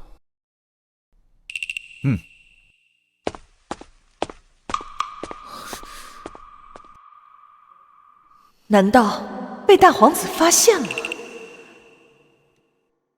刘小姐，东厢房有位客人找你，说是您的家人。难道是哥哥来了？侯爷、姨母，仙儿突然感觉胎动，先回房休息了。要注意身体呀。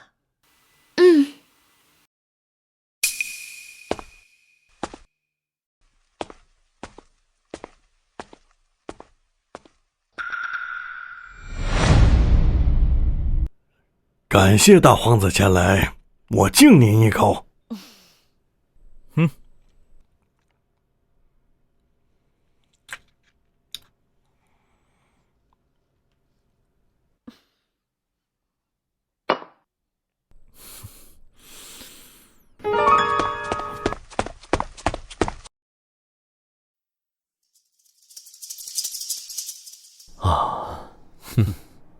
有意思。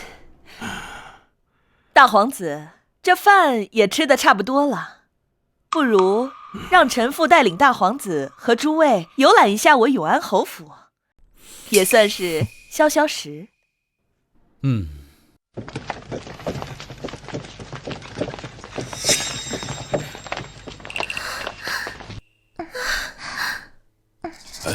这怎么了？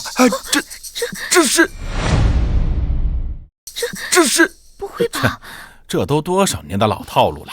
夫人带大皇子和咱们参观侯府，就是为了这一出啊！哎呀，这不是瑶瑶的房间吗？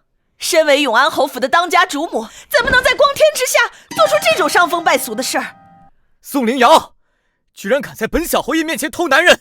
宋灵瑶，这身为侯府的儿媳妇，却违背妇德，做出如此龌龊之事，把我们侯府的脸全丢尽了。侯爷，屋内之人尚未完全确定，侯爷和夫人就能如此确定是贵府儿媳宋灵瑶？大皇子，宋灵瑶这贱人刚才说要去换衣服，那这屋里不是她还能是谁？对呀，我还以为小侯爷和宋小姐情比金坚，没想到也不过如此啊。那个来人呐，把门打开！啊，是。哎，走。侯爷，打不开啊，门应该被反锁了。我的天哪！永安侯府的儿媳妇平时看着一本正经，没想到居然这么放荡。就是啊，宋林瑶，还不赶紧出来！莫非想让侯府成为全城的笑话吗？瑶瑶啊，母亲知道你是一时糊涂，寂寞难耐，你赶紧出来认错道歉。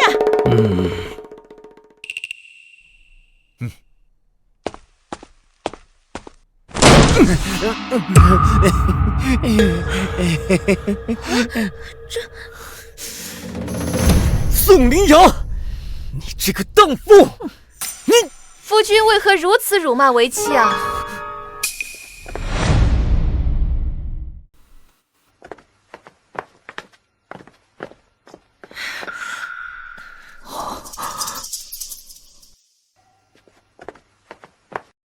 父亲、母亲、夫君，你们不是在前厅陪大皇子吗？怎么在这儿啊？你怎么在这里？你不是应该……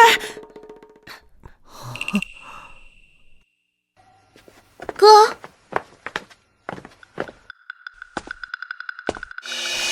表妹这是要去哪儿？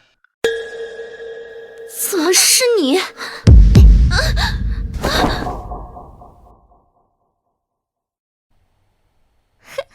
小姐，房间里的香薰已经点燃了，用不了多久就会发挥作用。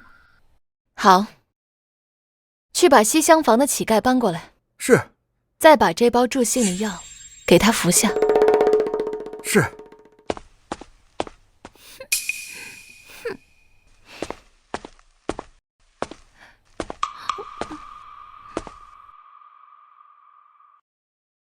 李侍卫，大皇子担心宋小姐安全，特命卑职前来保护。原来如此，那麻烦李侍卫帮我给大皇子带句话。你不是应该在里面换衣服吗？你怎么……书房也有儿媳的衣服，儿媳就在书房换了。这换衣服还有什么固定的地方吗？那床上之人是谁？难道床上？天哪，这是何人？怎能在侯府行如此龌龊之事？小姐，刚才春桃看到表小姐鬼鬼祟祟来东院，会不会是……不可能，里面的人绝对不可能是香儿。夫君，进去看看不就知道了。不许进，谁都不许进去。夫人莫非要阻拦本皇子？大皇子息怒呀！贱内只是一时心急，绝对没有冲撞您的意思。既然侯爷求情，加上今日又是侯府夫人寿辰，本皇子不予计较，但下不为例。闪开，闪开！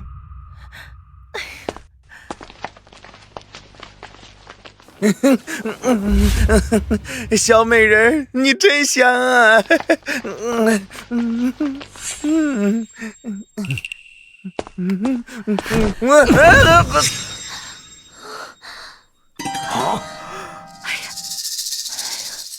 元香，真的是你！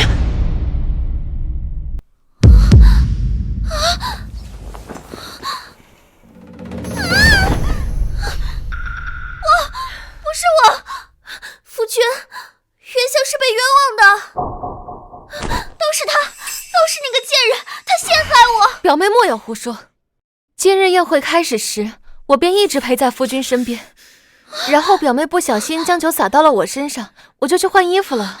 侯府其他下人均可作证。你胡说，明明就……陈元香，你这个荡妇！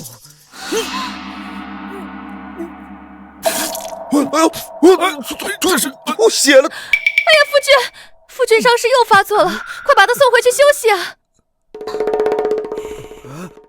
夫君，本皇子记得，这位好像只是小侯爷的表妹吧？为何会叫小侯爷相公啊？对呀，啊，难不成这个所谓的表妹是小侯爷养的外室？哦，外室。哦，贱人，不仅做出如此伤风败俗的事儿，还在这乱人相公。来人，把这个贱人给我拖出去！不用那么麻烦。大皇子，此乃我的家事，还是让我来？父亲，这可不只是家事，夫君乃是皇亲国戚，这冒充皇亲国戚的亲属是要一律当斩的。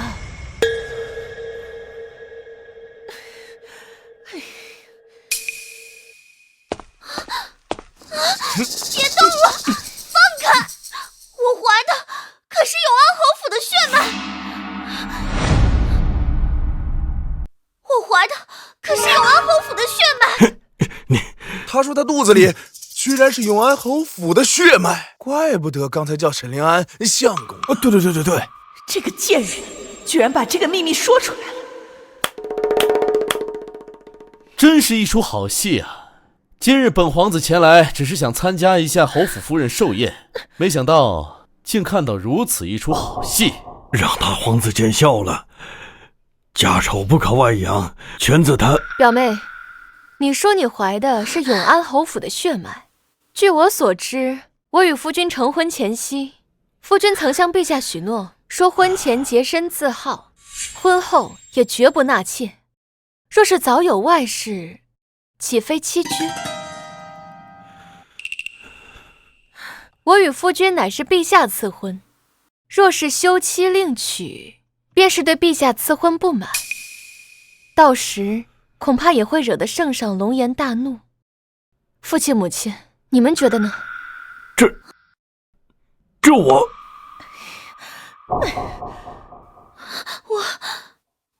怀的可是灵安哥哥的孩子啊！父亲母亲，你们听我说说话呀！表小姐，这饭可以乱吃，话可不能乱讲。若你肚子里的孩子真是小侯爷的，那永安侯府全府可都是犯了欺君之罪啊！对呀，虽说宋小姐是商户之女，但是这也是陛下赐婚嘛。若是休妻的话，那岂不是要打陛下的脸吗？对呀，一方面是侯氏的血脉，一方面是圣上之怒。哎呀，这次永安侯府陷入两难。既然侯爷和夫人都做不了选择，那就由本皇子当这个恶人吧。李峰，将这个冒充侯府血脉的刁民给我交到内务府处置。是。大皇子且慢，臣妇倒是有个两全其美的计策。哦，宋小姐有何良策？都这种情况了，这宋小姐还为这个永安侯府上下着想呢。哎，李姐毕竟是永安侯府的儿媳。父亲母亲，如今众目睽睽之下，表妹失节是实，但怀有身孕也是实。为今之计，只有什么？你倒是说呀！只有让父亲纳表妹为妾。如此一来，这表妹肚子里的孩子也算是侯府血脉，表妹也有了归宿。对外便说，表妹仰慕父亲已久，早已暗中伺候，今日只是一时糊涂。就是啊，宋小姐这招可真狠。哎呀，这个公公纳未来儿媳为妾，这永安侯府彻底沦为所有人茶余饭后的话题了。并且啊，这永安侯府还没有拒绝的余地。不可，这办法使不得。母亲，此法虽会被人耻笑，但总好过让侯府背上欺君和家风败坏的罪名啊。那又不行呀，这事儿要传出去，本侯爷颜面何在呀？父亲，儿媳也是为了侯府生育，这表妹肚子里毕竟是侯府的骨血，总不能流落在外。纳为妾室虽是权宜之计，但既能保住侯府颜面，又能保住这孩子。总比侯府上下丢了性命强吧？不，我不要，我怀的是林安哥哥的孩子，我不要当妾，我更不要当侯爷的妾。姨母，我求求你，你救救我好不好？你说过的要让我当侯府少夫人，救救我！你说过，贱人，你这个不知廉耻的东西，还敢胡言乱语！本皇子倒是认为此法不失为良策。侯爷，你认为呢？既然如此，那这一切……不行，侯爷，如果你让原香进门了，我这老脸往哪儿搁啊？若非如此，母亲可有更好的办法？今日家门不幸，让诸位见笑了。事发突然，家翁家婆还需时间处理，烦请诸位先行回府。改日，侯府必定登门致歉。好，既然如此，我等就不多打扰了，告辞。那个侯爷有自己的事处理，我们就先告辞了。哎，走走走。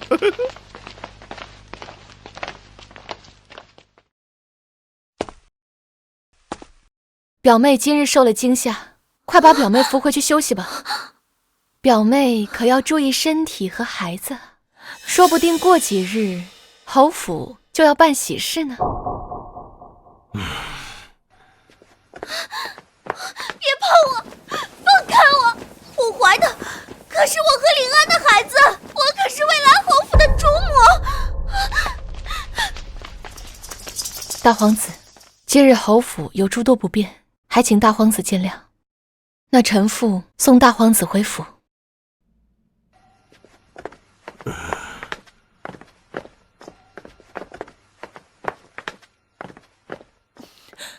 侯爷，您真的要让原香进门？不让他进门能怎么办呢？欺君之罪可是要诛九族的。全京城都知道原香怀了侯府的孩子，想要堵住那些悠悠之口，只能如此了。大不了就让这女人和孩子一起死，等林安痊愈了之后，再让他生一个。闭嘴！你傻呀！如果现在弄死他，那大皇子和宋灵瑶马上就能抓住我们的把柄，你还是嫌侯府倒得不够快吗？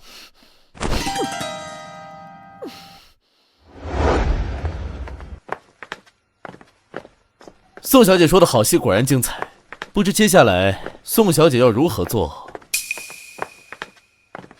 今日之事闹得人尽皆知，为了保住侯府颜面，相信过不了几日，侯府就要办喜事。宋小姐如此算计永安侯府和沈灵安，到底是为什么？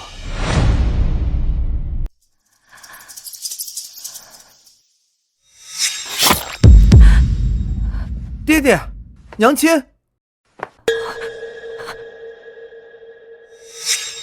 请恕臣妇不便告知。罢了，既然你不肯说，本皇子也不便多问。今日之事，本皇子会如实禀告父皇。多谢大皇子。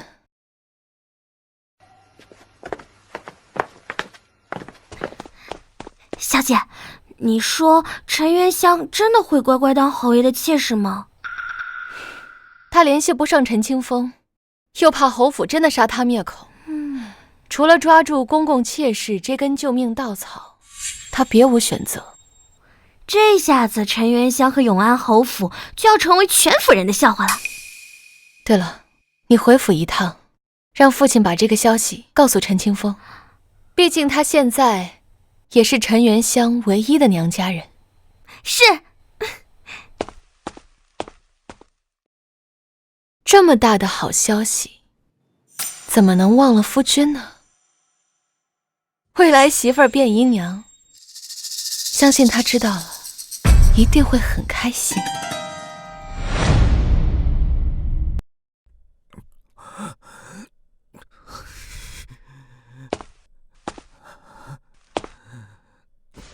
夫君，该喝药了。父，你是来看我笑话的？夫君说的哪里话？我是来告诉夫君一个好消息的。父亲已经决定3日后纳表妹为妾，到时表妹就是夫君名正言顺的小娘了。表妹肚子里的孩子也会叫夫君一声大哥。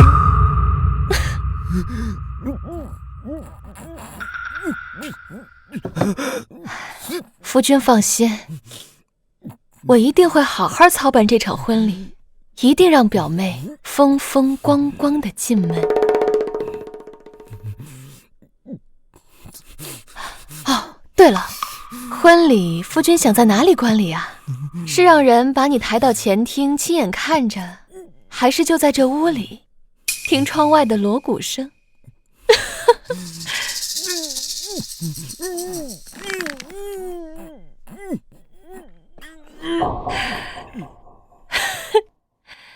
快来人呐！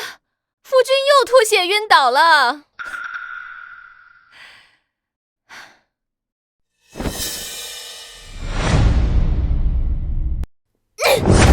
可恶！居然要本小姐给一个糟老头挡气！我让你找陈清风大师，你找到了吗？怎么还没有消息？你是不是从一开始就在欺骗本小姐？表小姐恕罪，奴婢不敢欺骗表小姐。沈大师始终联系不上。废物，他们都是废物！表小姐，奴婢刚刚听说，少夫人和小侯爷商议过了，说3日后纳您进门。什么？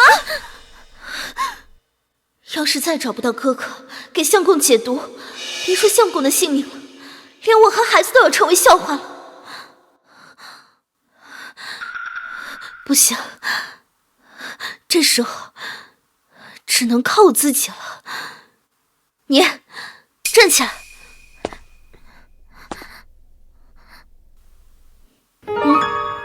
你去回春堂给本小姐开一副最好的催产药。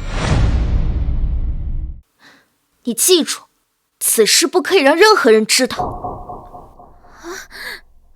是。事成之后重重有赏，不然我现在就把你卖到青楼。是，奴婢这就去办。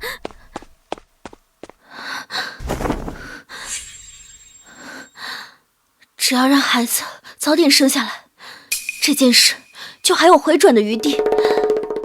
我要让全天下都知道，这孩子是沈临安的，是侯府的嫡孙，逼他们不得不认。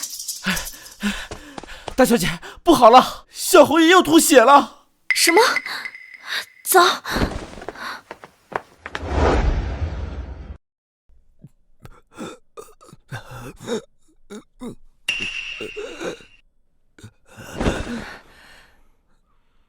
小侯爷的毒性又加重了，而且已经蔓延到了喉咙。如果再找不到解药，老夫先告辞了。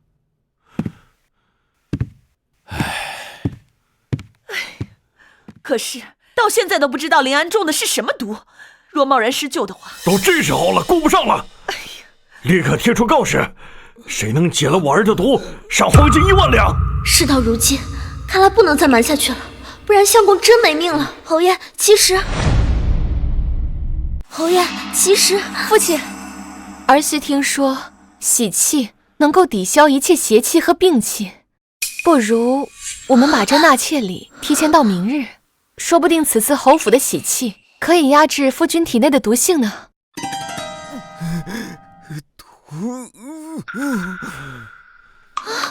这可不行，你这分明就是想让临安哥哥早死。哎呀，表妹，你这事儿如今人尽皆知，这纳妾礼是早是晚，结果都一样。对了，家父前几日在福星客栈遇到一位故友，此人号称是大师，儿媳想把他请来给夫君诊治。福星客栈，那不是哥哥住的客栈？难道宋灵瑶，你有大师为什么不早说呀？他在哪儿？立刻去把他叫来。母亲，大师被我父亲叫去喝茶了。不过儿媳已将夫君的情况和近期发生的事情都告诉他了，大师很快就会过来。只不过在此之前，咱们得想法子压制夫君体内的毒性。喝茶喝什么茶呀？灵安现在危在旦夕，你现在立刻去请大师。如果你请不来，本侯爷亲自去请。没错，以我永安侯府的地位，难不成还请不动他？哎，母亲不可，这大师性格古怪，万一咱们要是说错了话，就救不了夫君了。也许有些人还会丢了性命呢。你说对吧，表妹？哥哥果然在这贱人手里，那解药肯定也……姨母，表夫人说的对，看来我们现在还是不要轻举妄动为好。表妹果然是明理，那这纳妾礼就照常进行，就交给儿媳来操办吧，定会操办的风风光光的。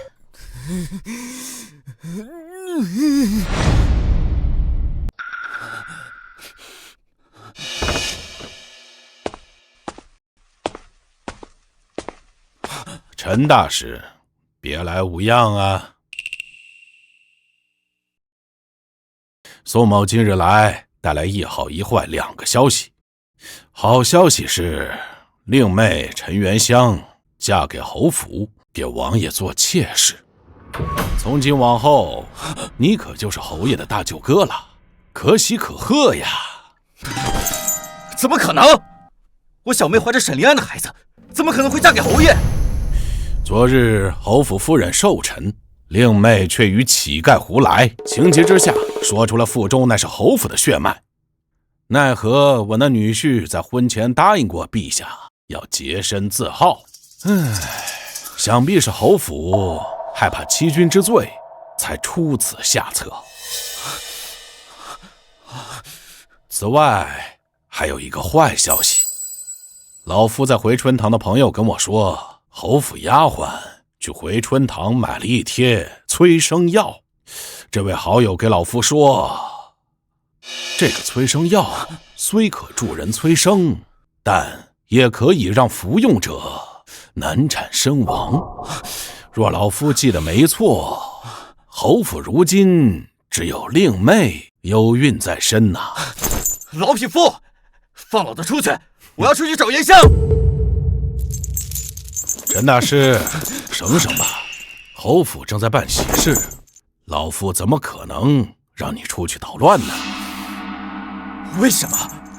解药已经被你拿去了，我小妹已经对你造不成任何威胁，为什么你们还是不肯放过我们？要怪就怪你们知道了不该知道的秘密，凡是对我女儿不利的，我都不会放过。之所以不杀你，是因为留着还有用。哼！宋老，千错万错，都是我一个人的错，求宋老看，救救我小妹。你的意思是想让老夫派人阻止陈元香服用催生药？恐怕已经来不及了，对方已经拿着药进了侯府了。还有办法？我还有办法，在福星客栈我住的房间里有个暗格，里面有我多年前找到的一枚9转还魂丹，此药可解任何疾痛和病痛，只要宋老给我小妹服下，定可保全。9转还魂丹？听说昔日陈元香带着一个神丹妙药给沈灵安服了。此药虽然可以压制任何病毒，但只能维持半个月。当我得知沈灵安中的是我枯骨散的毒，只要用我的独门解药就可解毒，自然就不必浪费那枚神丹了。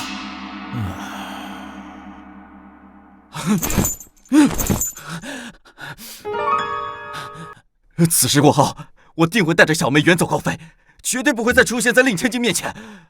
还望宋老救救我小妹。哎呀，罢了，看你救妹心切的份上，老夫答应帮你救命。不过老夫不敢保证结果一定会如何。多谢宋老，多谢宋老。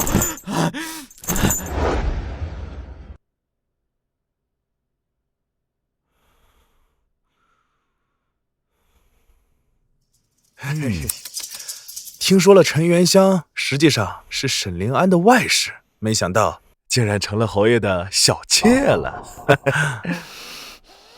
不止如此，我听说这个陈元香马上就要生了。你说这个孩子到底是谁的着？哎呀，不管怎么样，这永安侯府的脸彻底算是丢完了。哎，吉时已到。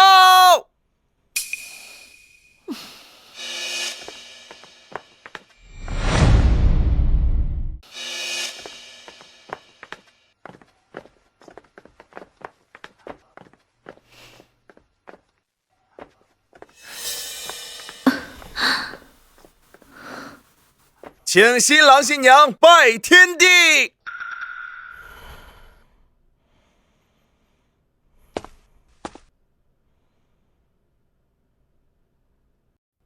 一拜天地。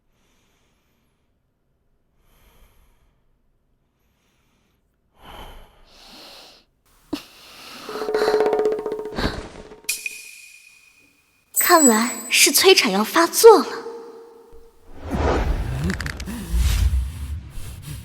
二拜高堂。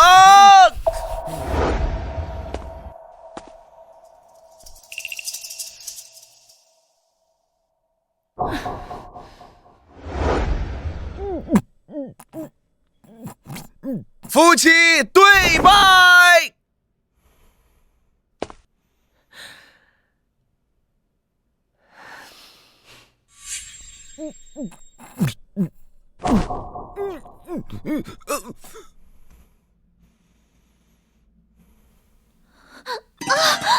好痛！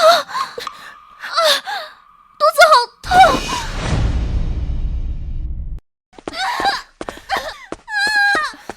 好痛！怎么样？侯爷夫人，不好了！陈姨娘她胎位不正，又是催产，她伤了元气，现在难产了。请侯爷和夫人速做决定，这保大还是保小啊？保小，必须保小，那是我孙子。可是，哎呀，可是什么呀？一个贱人，死了就死了，我的孙子绝对不能有事。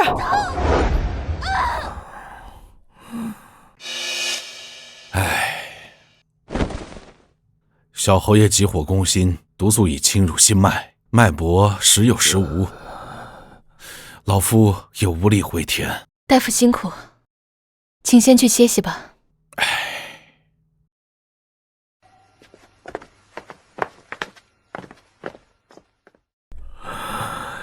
香儿，孩子，怎么，夫君是在担心表妹吗？刚刚下人来报，说表妹难产，侯爷和夫人正在商量保大还是保小。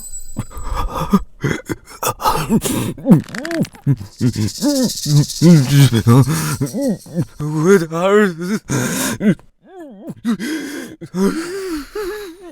小姐，她好像快不行了。放心吧，看不到陈元香和孩子平安，她不会咽气的。放心吧，看不到陈元香和孩子平安，她不会咽气的。你去偏房看着，有什么消息随时来报。是。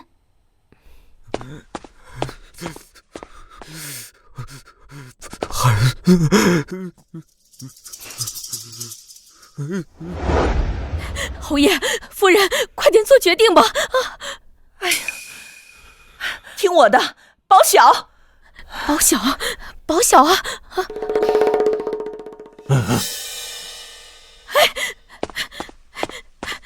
侯爷夫人，不好了！刚才内院来报说小侯爷独坐今夕日心脉，怕是熬不过今日了。什么？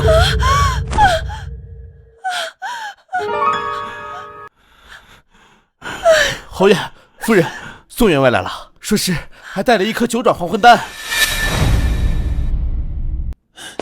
侯爷，听说府上有人服用了催产药，老夫恐有不测，特意寻了一枚9转还魂丹，据说此药有起死回生之效，或许能派上用场。感谢感谢，你来的太是时候了，快快快！侯爷，小侯爷看着就不行了，再不救治恐怕……不好了，侯爷夫人，陈姨娘她大出血了，可能孩子大人都保不住了。敢问陈家公，这九转还魂丹可还有呀？侯爷，如此逆天之丹药，岂是贪边之物啊？老夫也是看在亲家公的份上，才寻得这唯一的一颗呀。快拿去给那女人服下，无论如何都要保住我的孙儿。你疯了！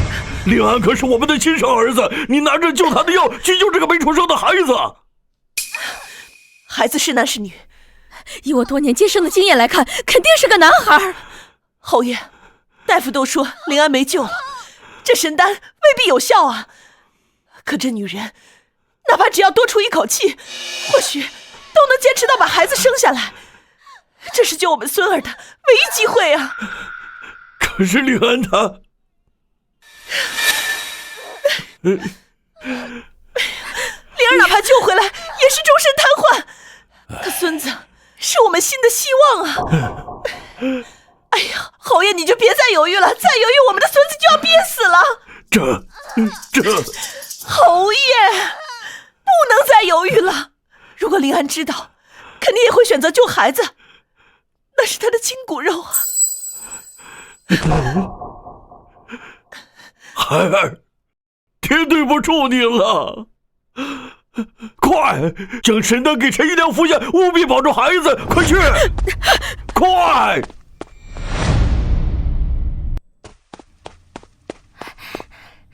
小姐，刚刚老爷来了，他还带了一个九转还魂丹，说是有起死回生之效。哎呀，那可有将小侯爷独行侵入经脉的消息告知偏房？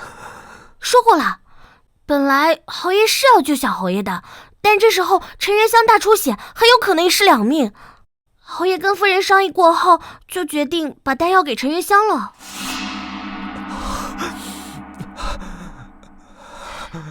夫君，看来父亲和母亲已经放弃你了。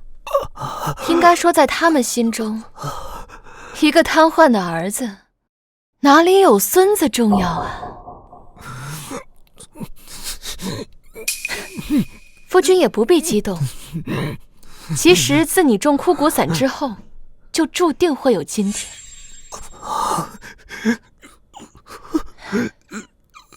夫君是不是在惊讶？为何为妻会知道你中的是何种毒？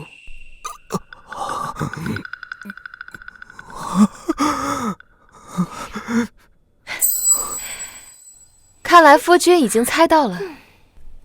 没错，这枯骨散之毒正是我下的。这枯骨散之毒正是我下的，而且还是下在了那株千年人参的汤药里。另外，我还有件事要告诉夫君。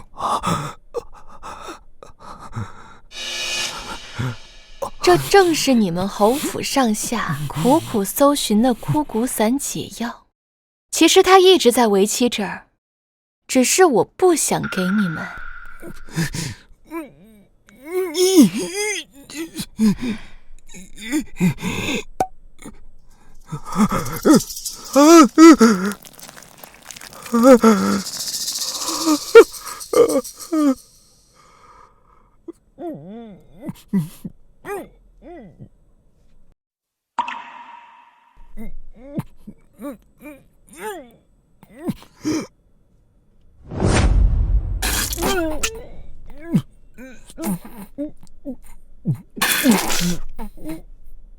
沈灵安，上一世你装病假死，害我一生，这一世，我终于让你假死成真。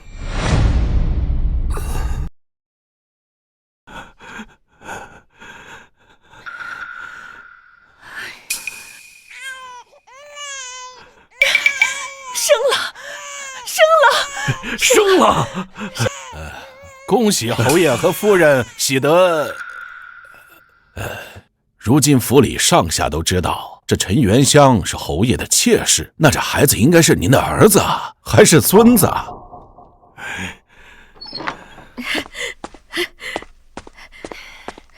恭喜侯爷和夫人是位小公子，只是陈姨娘她已经断气了。孩子没事就好，这女人啊，死了就死了。陈元香不是服了九转还魂丹吗？怎么会断气？不知道呀。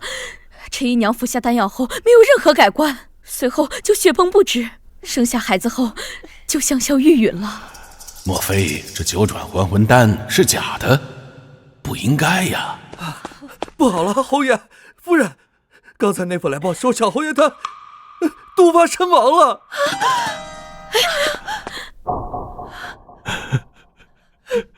灵安，你快醒醒啊！灵安。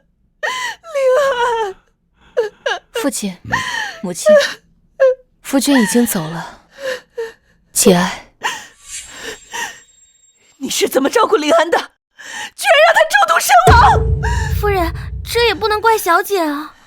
母亲，夫君走了，儿媳也很难过。只是夫君中毒已久，很多事情不是儿媳能决定的呀。夫人，纵使小女有错，那也是事出有因呐。正所谓有因才有果嘛。你们还是好好想想怎么安葬小侯爷吧。瑶瑶啊，为父想出去走走，陪为父出去散散心吧。是。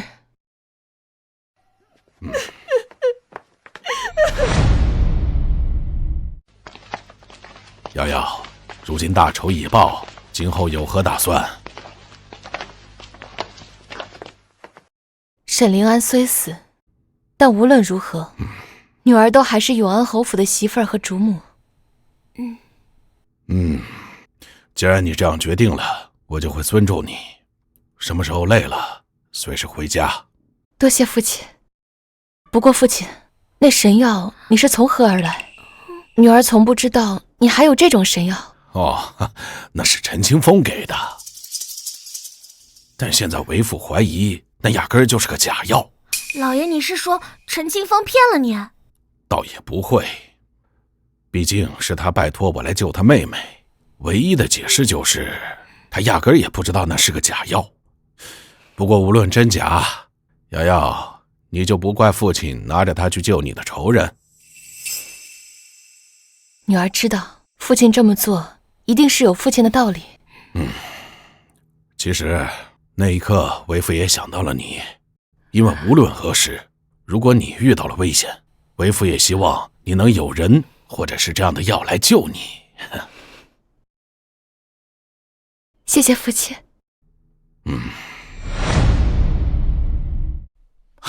老匹夫，你不是答应过我会把神药给我小妹吗？如今却一定是你独吞了那神药。那枚神药我确实送到永安侯府了，侯府也确实逼陈元香服下了。不可能！如果我小妹服下九转还魂丹，绝对会安然无恙。怎么会？陈清风，你一生坑人无数，难道就没有想过你也会被人坑骗吗？我已经派人查过了，那个贩卖九转还魂丹的人根本就是一个坑蒙拐骗的江湖术士。你所认为的九转还魂丹，只不过是一枚普通的丹药罢了，就连最基本的治病都做不到，更别提什么起死回生了。不可能，绝对不可能！那可是我花重金。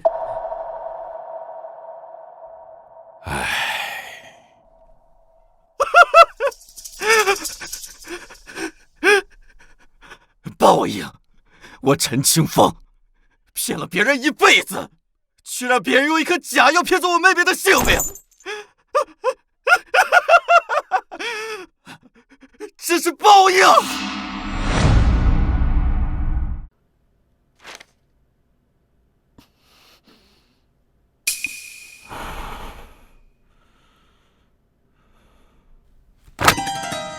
父亲母亲，这些是我嫁入侯府以来所有嫁妆明细和被侯府挪用的证据。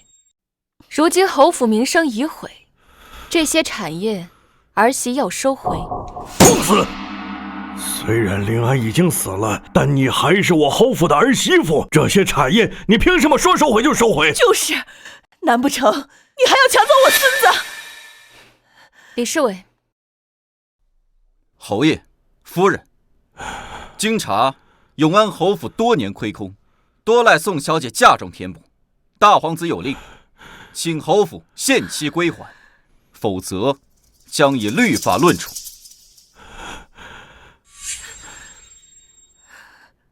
至于这个孩子，我已为他寻得一户清白忠厚、无子嗣的庄户人家，他们会视为己出的。不行，不行！这是我的孙子，也是侯府唯一的血脉，你不能把他抢走。母亲，你确定要留着这个孩子？若是他长大了，知道生母不堪，父亲亡故，祖父祖母的行为，让他背负这样的身世，在众人的指指点点下活着，还是说你们现在离了我的嫁妆，还养得起一个孩子，撑得起这摇摇欲坠的侯府门面？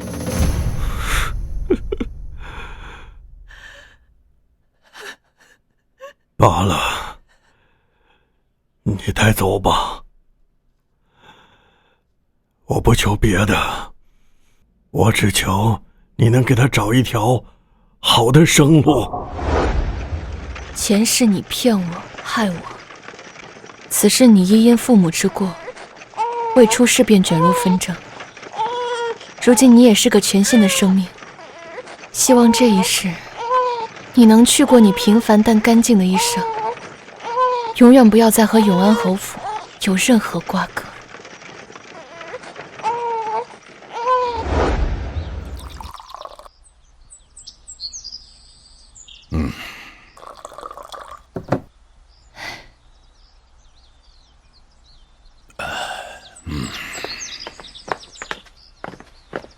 孩儿拜见母亲，拜见外公。好，好啊，文武状元，双喜临门，还得是我女儿教的好啊。母亲，这是孩儿为母亲寻来的东海夜明珠，这是孩儿为您找的天山雪莲，请您笑纳。真是热闹呀！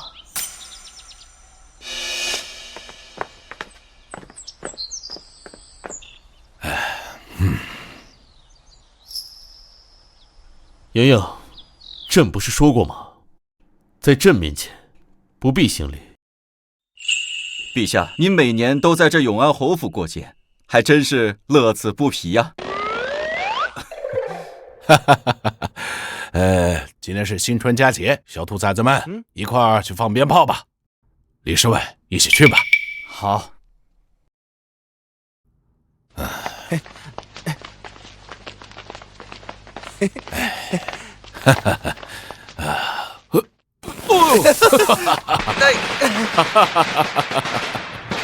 前世我惨遭欺骗和杀害，好在重活一世，让我终于可以一家团圆，迎来属于自己的幸福。